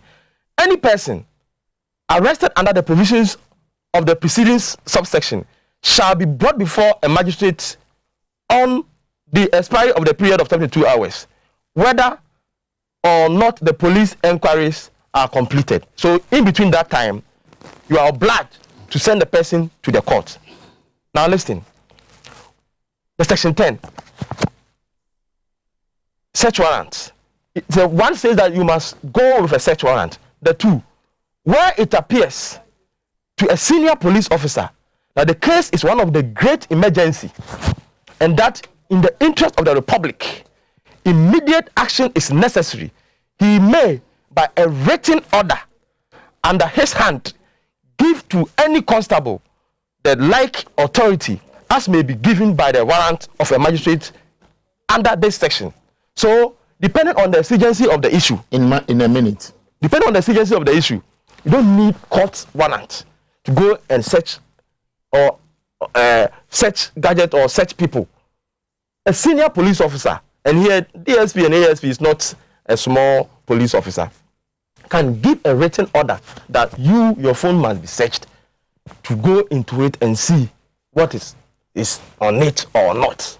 And a national security facility like a Blue Gate, once you are seen taking pictures of it and they do not know your intention, it's so important that you don't need court warrant for it to be searched. Okay, I'll come back to you, Peter. So Peter, in one way, says that the physical assault, if it is true, is wrong. But he attempts to justify the other side of the story, where national security had to employ their methods to elicit information. That's the problem we have. And my brother Peter is one of the problems. He's a journalist. The law he read is specifically, it is stated how the police or whoever ought to go about it. What he failed to admit is that the national security statement he's referring to did not mention these things he said. That indeed a senior police officer in the capacity of ASP or DSP or QSP have given a written order for Carlos' phone to be searched. Was that contained in the statement? So where is Peter's argument? What's the basis? Defending the people when they have admitted that they are even going to initiate investigations into the assault and what have you. A senior journalist like you come and sit on national TV quoting laws to defend this indefensible act. The people themselves are ashamed of themselves. Oh. They are ashamed of themselves. That is why they are admitting that they have initiated investigations into the matter. Why are they not refuting it? And if this is the type of security we have, not a community security, this is not a Salvation Army. We are talking about national security. Caleb could enter, take pictures, take videos, and then on his way out, was another person that saw him in his V8. Two of us. We don't know the narratives. No, Eric, no, we need to clarify. You need to clarify the inside Blue Gate. It was not. You sat here and constantly referred to Blue Gate. That is why I don't want to come to that angle. Let that fester. Let that sit. Let your narrative sit in the minds of Ghanaians watching us. That indeed the event took place at Blue Gate. That was what you said. What did he say? Can you clarify what that was what you said? You constantly referred to Blue Gate when you knew that it wasn't in Blue Gate.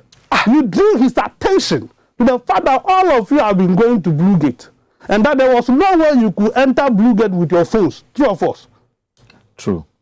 Peter skipped that deliberately and still insisted it was Blue Gate. No. If it is Blue Gate, you see, he's not being fair to me. No, he doesn't have Blue Gate. Charles, don't do that. You are not like that. But sometimes, anyway, sometimes it's for a purpose to serve. It's not like that. You see, the point is that allow me to. Charles, you see, Peter, it is important. It is important that we clarify. 1 minute, clarify. It was not through the main entrance to the main premise of Blue Gate that we are talking about. But of course, in between where you use the outside, it is usually blocked with that police, their barricade or whatever. And you know, it is usually blocked. The cars are parked once you enter, not the inside the building, but at the other side, because there are about 2 or 3 buildings. Okay? And so he took the pictures from the main, from the entrance where the cars are parked, more like behind. But all those facilities are walled. Yes, but where you used and the entrance from main stadium entrance and the other end are not. Okay, so you see, obviously, but for he is saying that no, he's giving an impression as if he entered the main building, okay, and using that as a basis to attack me, which is not fair. I'm not attacking you. But okay, you know what, Peter? You will definitely respond after he has spoken. And so let him learn. Yes, I've not attacked you, and you know I can't attack you. I'm only dealing with the issues as you address them. You get it? For the purposes of our viewers. The fact of the matter, but you said one of the problems. We should be worried as a people that if National Security Head Office, a journalist or a citizen can walk in, take pictures, take videos without arrest or without being seen, and on his way out, it takes another man coming in to identify him as taking videos, then we need not sleep.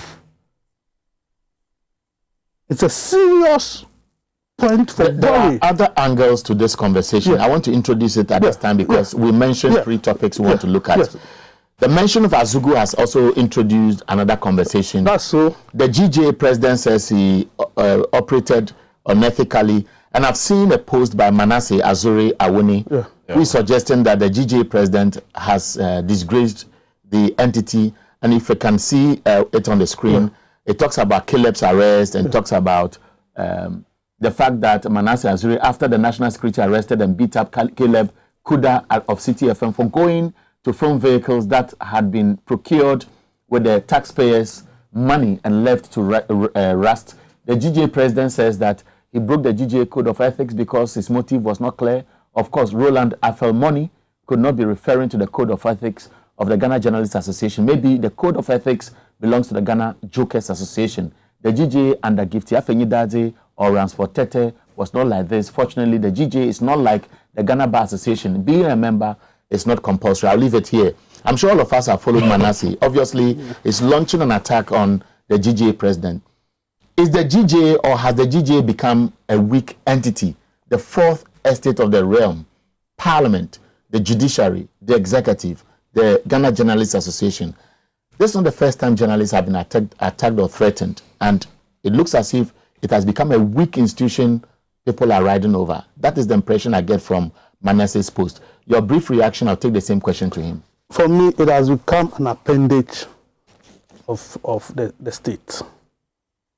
It has become an appendage of the executive. Are you not being too harsh? But that is the situation.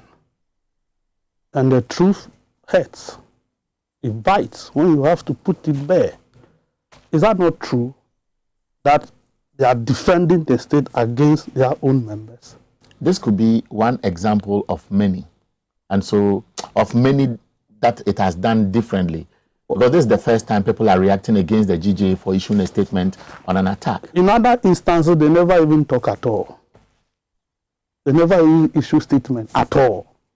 We were in this country when Munte 3 were bundled up and taken to court. Did you read DJ on it? Did they speak? Were those not journalists? Was the host not a journalist? When not in this country, they've been beating people left and right. Where did you see DJ leading this crusade to court? When radio stations were shut in this country, what did they do? They issued several statements, condemned and it. It ended that statement. Giba went further by going to court. What's the essence of people paying dues to DJ when you can't fight for your membership? How wrong is Manasseh? You say this because when people feel that you are not working in their interest, this is how they will sound. When people feel genuinely that you are not working in their interest, this is how they will sound. What about the Azugu angle? You see, the Azugu angle, that is why I am disappointed when Professor Henrietta, what is the name? Mensa Bonsu was appointed a judge of the Supreme Court, and she accepted that appointment. I felt embarrassed for her. That you sat on a short committee, interrogated all these people. Your report, the report you submitted to the president, was thrown, shredded, and dumped somewhere. What is not any part of that report was acted upon. True of us. Not a single page. Not a single paragraph. Nothing has been done. And we all know, unless maybe you conjure and bring facts here and come and disprove this, even those that they have said publicly that they have disbanded these vigilante groups, we all know what is happening. They are still in existence. So if you study to the level of professorship, go and sit on a revered committee like a short committee, you present report to the presidency, and that report was thrown aside. Thereafter, the same person gives you appointment, and you gladly accept it. What is our principles? Let me go to Peter. I have issue. For Azugu was one of those recommendations. They recommended that Azugu be taken off. True or false? They did. Have they taken him off? Azugu, as we know, as of 2 he has been promoted instead to national security. Still dishing out instructions. This time around, Azugu will send 7 armed police officers, 2 uniformed men with 3 pickups to drive into City FM and go and bring Zoe. After they have used unauthorized method to chat Zoe as if it was Caleb. Then my senior brother, Peter, will come with documents. The document is symptomatic with what you call that, a Laboni. Laboni people and document. He's still busy searching. You wouldn't mind you. Laboni people and document. The good thing is they are on the same lane. Yes. Kweku is the champion. But just some few points. Yeah, I want you to rebut a few and then have your point on the same issues.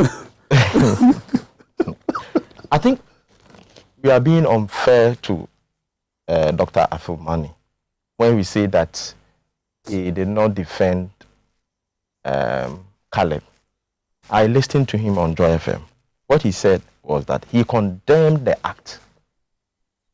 Okay? He condemned the act and even called for an action against those state security officers who did that.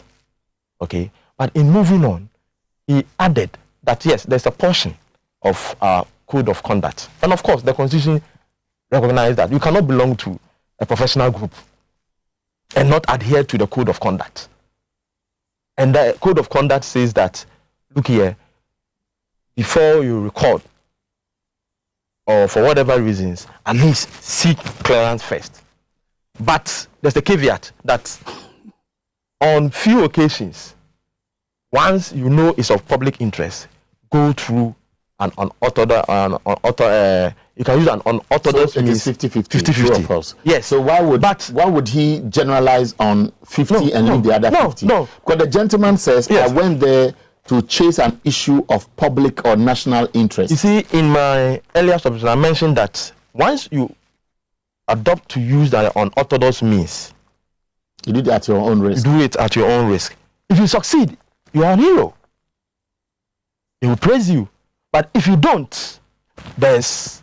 Were you surprised when you heard Azugu's name come up, that is still at post? Oh, no. In breach of the recommendation by the Short Commission? No. I was looking for the report. I have it here. Okay. I will look at it. It is not true that the report was thrown away just like that.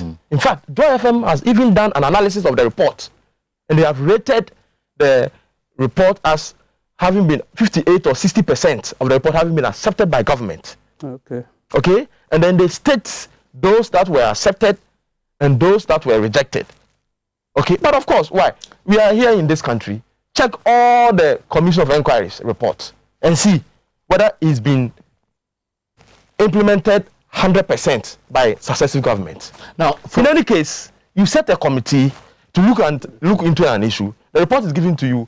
It is up to the government to accept or reject some of the report. We know they didn't accept all. Yes. But for you, but for you to say that he threw the report away just like that. All of it.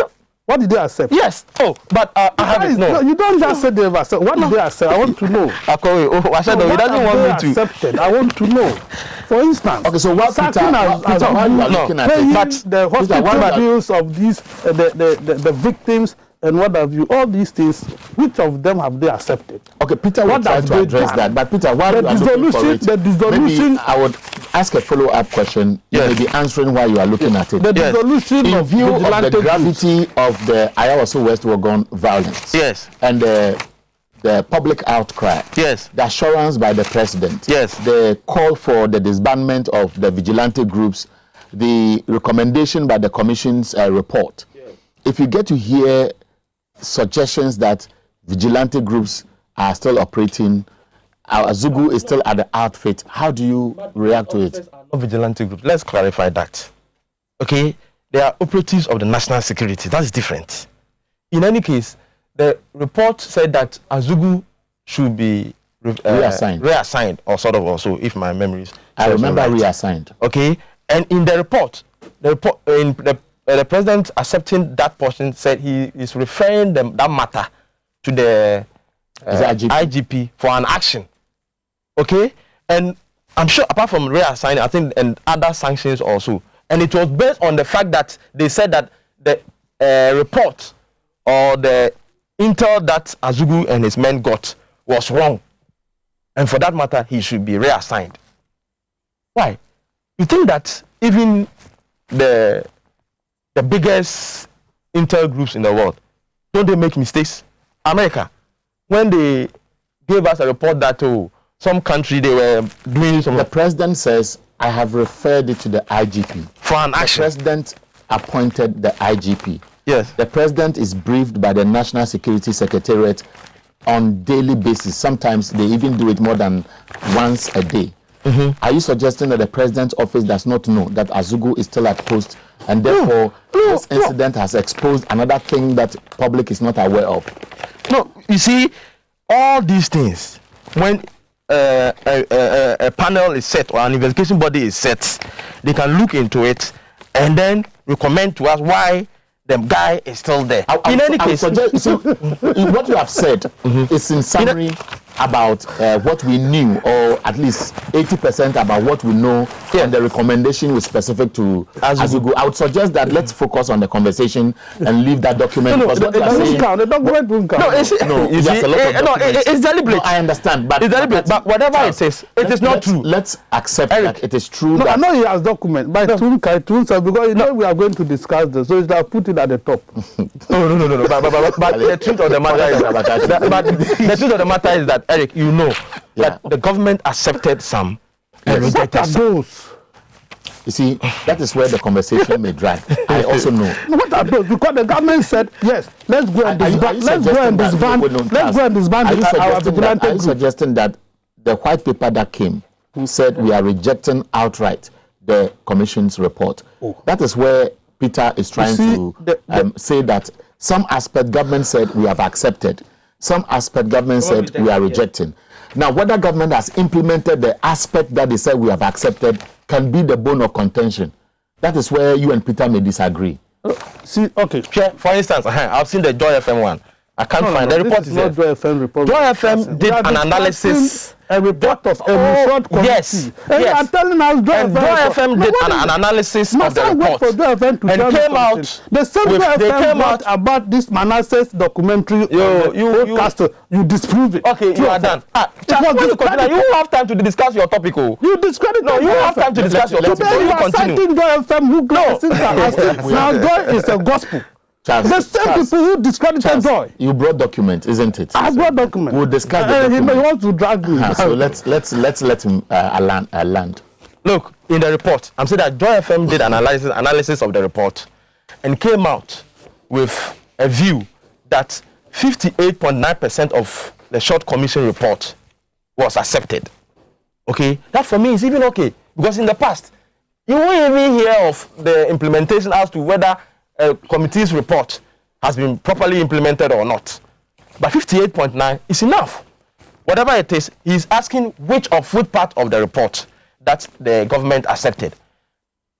One, he said government accepts in part the facts on the event that on that day, such as the dress of the NSC, that is the National Security Operative, and their mask and their weapons were a problem.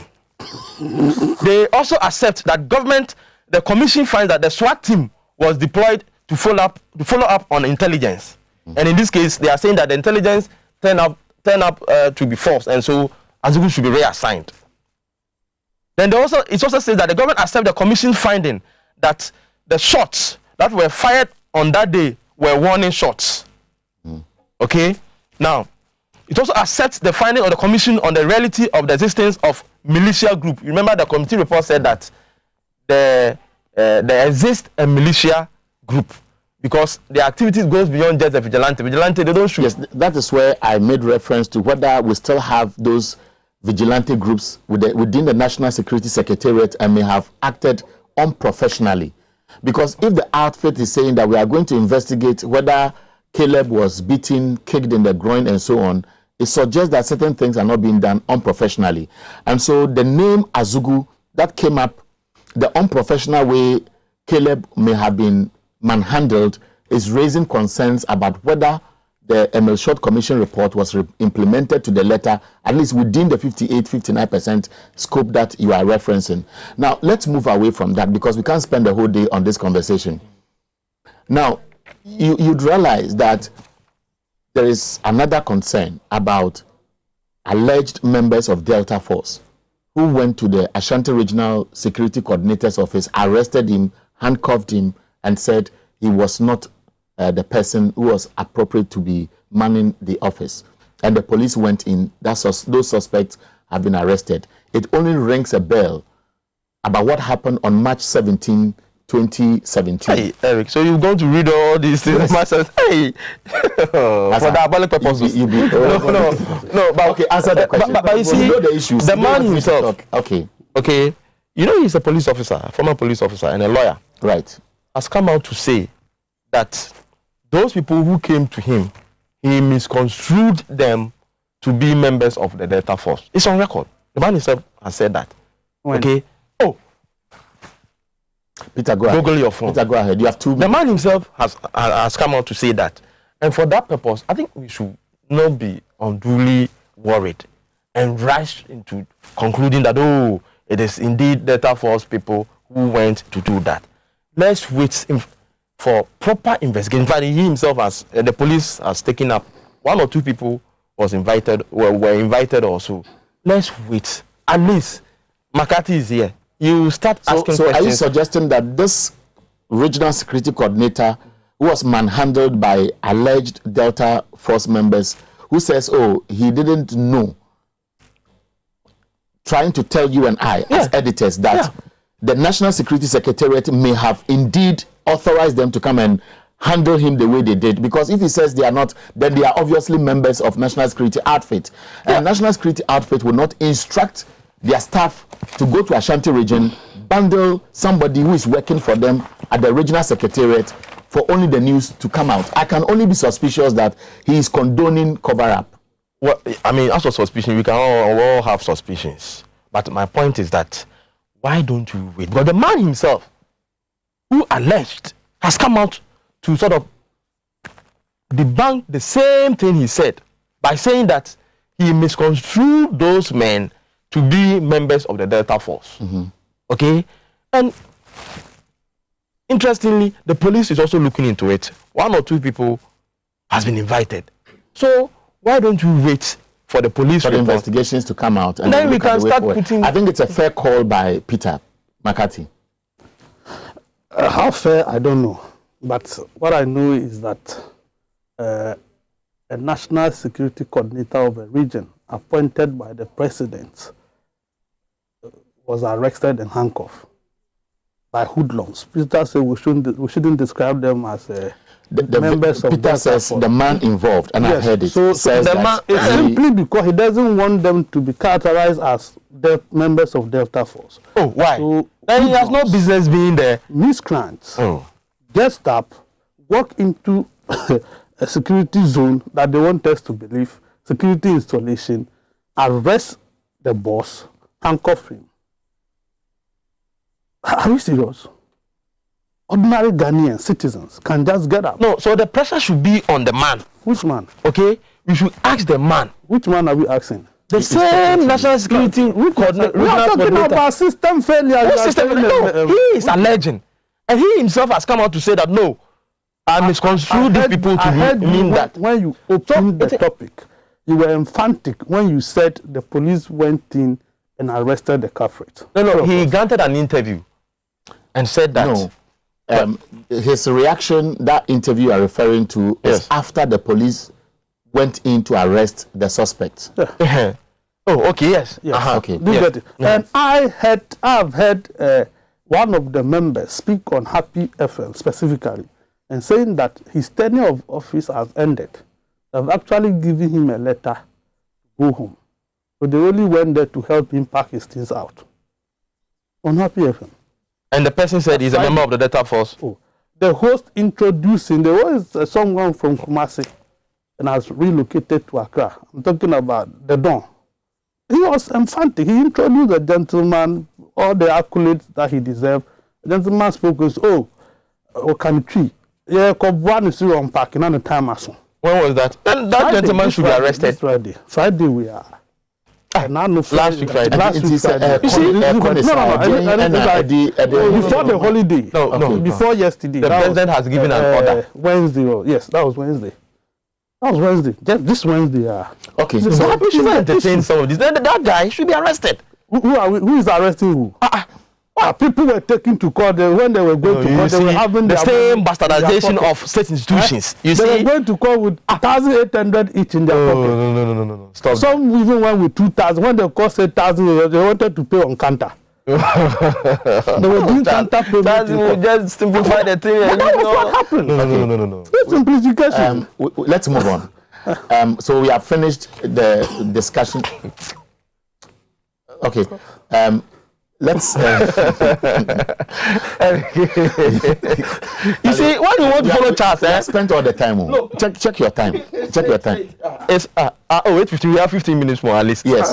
Okay. We manage this one. So Charles came with his document after teasing Peter. Fake. You go and print it somewhere. And Charles has come with document. Charles has been following the school feeding program, and we are aware that government wants investigations into some activity in the Ashanti region. Charles says it is beyond that. And Charles is one of those who actually dug the information. Charles, what do you know? I'm giving you 5 minutes uninterrupted. Peter will take 5 minutes uninterrupted. We don't have much time. And so set the ball rolling. Thank you. We'll manage the 5 minutes. Using 5 minutes to discuss 14 regions out of 16. It's not an easy job. Yes, the fact of the case is under investigation. So you no. That's why you see the ploy to cover up what I've started is why I am here today, because I broke the story for nothing at all. If you even credit me, call me, ask me for my documents. Don't come and say you are investigating 53 schools in secondary schools. I'm not talking about secondary schools. When we talk about Ghana school feeding program, we are referring to the basic schools. That's what I'm talking about. You see, out of the 16 regions, only 2 regions are clean. The remaining 14 are fraud-prone areas. 5 of them are endemic. I started from Central Region. When I spoke to the regional MPP regional chairman, in whose merchant account 21 million Ghana cedis were deposited. 21 million cedis? Yeah. I have published about 3 weeks now. I'm telling you, I started this, so don't distract me. You see, that was done. Then auditors followed up. But I'm telling you, if you take, the issues are here. I will hand over everything for you to follow up if you want to follow up. There's wrong payment to caterers. We have overpayment to caterers. And the differences between caterers' name and e-switch details. Then we have non-existing schools, what I term ghost schools. So what they do is that, for instance, if you go to Infantimai in the Central Region, this school, a Krabaji Taidu MA Basic, the enrollment is 472. This school was assigned to the Central Regional Secretary, Richard Techimensa. He gave the school, he provided a caterer's name, and this is the name of the caterer, Christiana D. Quist. The account on the e-switch is Cynthia Johnson. The account number, the e-switch account number is 167790029-4. So if you do simple calculation, you multiply 472 by 70 days. Each student is budgeted, they budget 1 cedi per child per day for 70 days because they cook for 70 days for a term. If you multiply this by 3 terms, he has taken 99,120 Ghana cedis for free. No work done. He didn't cook. They didn't. So you mentioned 14 out of the 16 regions. All the documents are here.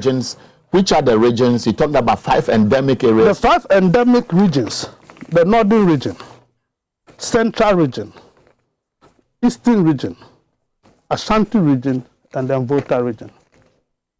These are the 5 endemic regions where it is fettered, seated. Very, very. I have my document. See, and there are caterers who have cooked genuinely. The assembly has written, and they have not. This is I came here with sample. But this these are samples of. There are some people who will go to court with samples. You also this is a rough sample, a few of. Okay, so this obviously looks like a photocopy of authentic conversation and direction. This one is unpaid caterers for the first and second term 2019, and this is the office of the North Dai District Assembly. But you have done 3 minutes, 2 minutes wrap up. Oh, see, let me go. You see, if you take the Volta region, for instance, we are talking about 139 good schools, and then the amount paid to them. This is a 3 million it's over 3 million Ghana cedis. What we know is that there is a directive for investigations into school feeding, misappropriation of funds, etc., in the Ashanti region. Are you suggesting that government is not following what you expected them to do? Senior, I started this thing. Then when it started getting momentum, they issued that statement. So I asked myself, what for? Are you suggesting there's nothing in there? It was to cover up. This is where the mess So there's nothing happening in Ashanti region? If you quantify, if you are looking at the quantum of money involved here, why are they interested in that and not this? I'll stop you. Why have they singled out Ashanti region when it is across the country? Peter, you are 5 minutes. Who are they chasing Ashanti?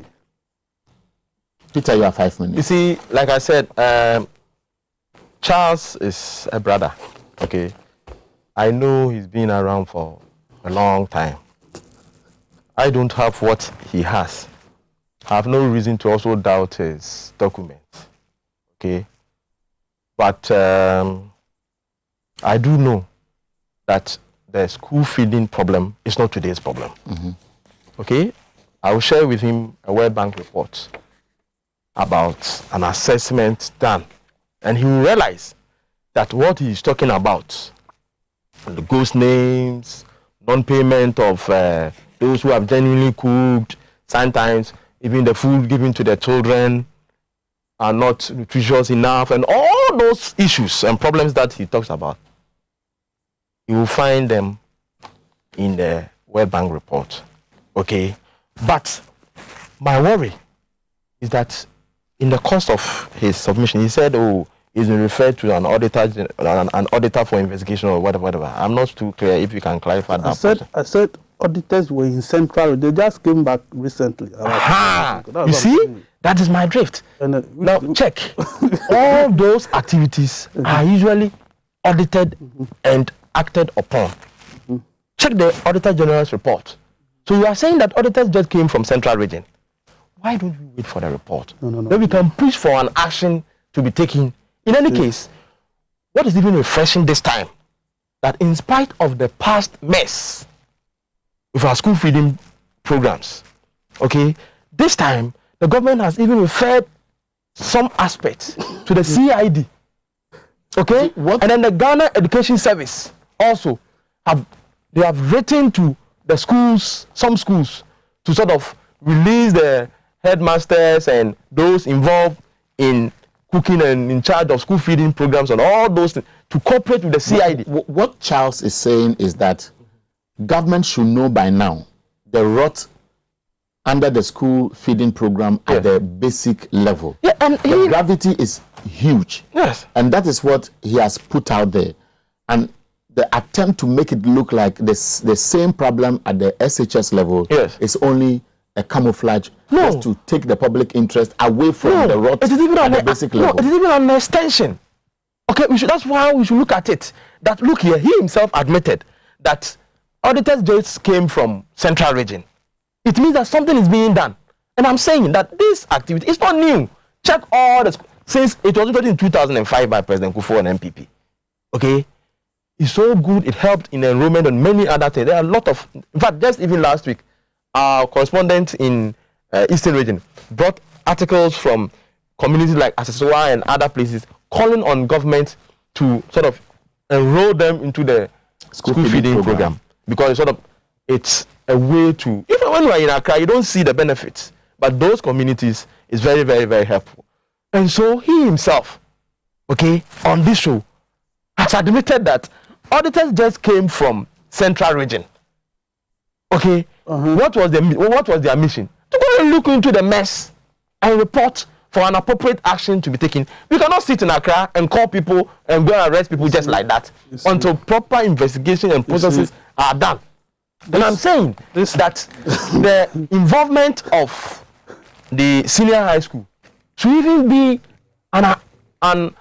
it's more like an extension, okay, from the so-called endemic or whatever. That, Charles. Yeah, that's how it should be. You see, I'm surprised that Peter is advising me to wait until and after a certain report. We know in this country that when matters are taken over by CID, it will take forever to report back to the people. No, it's not true. No. Don't say that. It's not true.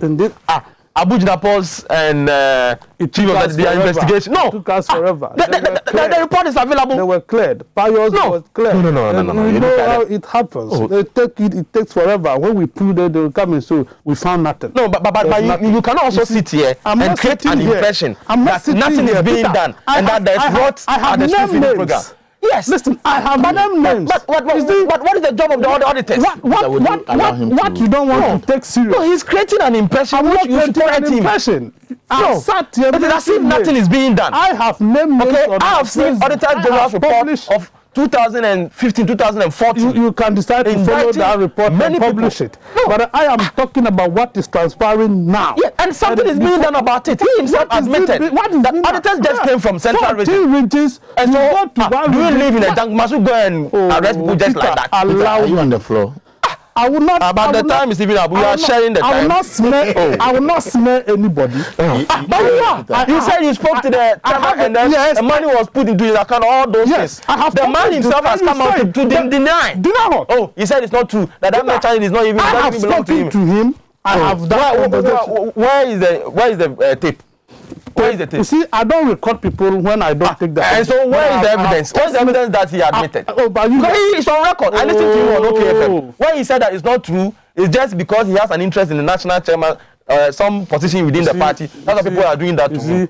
That is why we must wait for the auditors. He himself has admitted. We must wait for the auditors. In this country, you come and sit here in your document. In this country, nobody smells anybody. When it is done against you, you will not be happy. I have named names. So why? You see, I've not done anything against people. No. These are when it's done. When the somebody schools, the enrollment and everything. This is take it. You will see. Let me see. I won't give you anything. Because you are doubting. I can give you holiday. This is Ashanti. Look at the money. You see? No, I'm giving you. No. This is the take it. You will see the money. You will see names. Which money? But this one, it can be Excel generated. Yes, I sat in my room and generated. Oh, it is possible. Anything is possible. And then I'm putting people's name to it. Okay. I have mentioned MCE's name. And reported that he has taken 65,000 Ghana cedis. No, I don't have a problem with that. For nothing. I don't have a problem with that. I don't have a problem. But I'm saying that. Talking about? It's not as if nothing is being done. What are you talking about? Auditors are auditing it. No. Why don't you wait for their report? You see, you have thrown in. I'm not throwing it. I'm telling you that I know for a fact that there's a BNI report on this. There's a national security report on this. Do you have a copy? Has been taken. Do you have a copy of it? Peter and Charles. Charles, do you have a copy of the Peter and Charles? Would you even accept it? It's about why not? You? Okay, so this one says, please, can I get Charles's number? Watching you live from Takwa. God bless you. Doing a great job. Charles is not married though, so maybe it's a woman. No. Good morning to you and your president panelists. I will blame even the president for this hardship and insecurity in the country, but to Jim Mensah and his deputy for stealing the election for Nana Akufo-Addo. This one says Ghanaian journalists. This one says the day is slowly but surely coming when the youth of Africa will rise and chase their own corrupt leaders. It didn't come with a name. This one says, good morning, Mr. Richard. Please, anyone comes there as a panelist, he or she should be truthful to the viewers. For you don't want them to be child of the devil. Please read John 8:44. I don't know which of them is the child of the devil, but I believe you are only trying to sound sarcastic. None of them is. I believe they speak facts based on what they know. In Shraba Anelka Ashaiman says, the whites are seriously planning for the future generation, while the blacks are seriously destroying our own environment. I read two more. This one says, Fred Kodia, thank you, Charles. You have made my day. The first statement from Bernard was so disgusting. Caleb was not sent. And two more, many messages, but we don't have time. I sincerely do not understand why City TV is singing as everywhere for people to hear the arrest of their own. And the last one says, security installation premises where security and protection systems or personal or property protection are kept. Now, I want to ask Mr. Charles, when you get to the premises of the American Embassy, it's been highlighted, do not take pictures or video. Can you do the same at the American Embassy? Let's learn as Ghanaians and obey the rules of the state. No. David Jan sent this. Eric, you see, let's also clarify something. on Bernard Avle thing. You know, Charles is so mischievous. Charles is so mischievous. Look, in a media organization, general managers don't send reporters. It is news editors. Okay? And in this case, it was OJ, Richard Mensah, okay, who's a news editor, who was actually informed or was aware of Caleb's activities. And so once you ask the general manager, you wouldn't be in a position to know the day-to-day running of reporters and ask to. So for you, when he was asking, especially when he was coming to speak to Peter, stop gaslighting the person. No. Stop gaslighting. It's not true. Granted interview on City TV. Said so. I listened to him. Repeated it. What I know. I listened to this program. I believe that Abena will join us again for the continuation of today's program. Because it's time. Okay, my name is Eric, and you'll see you again another time.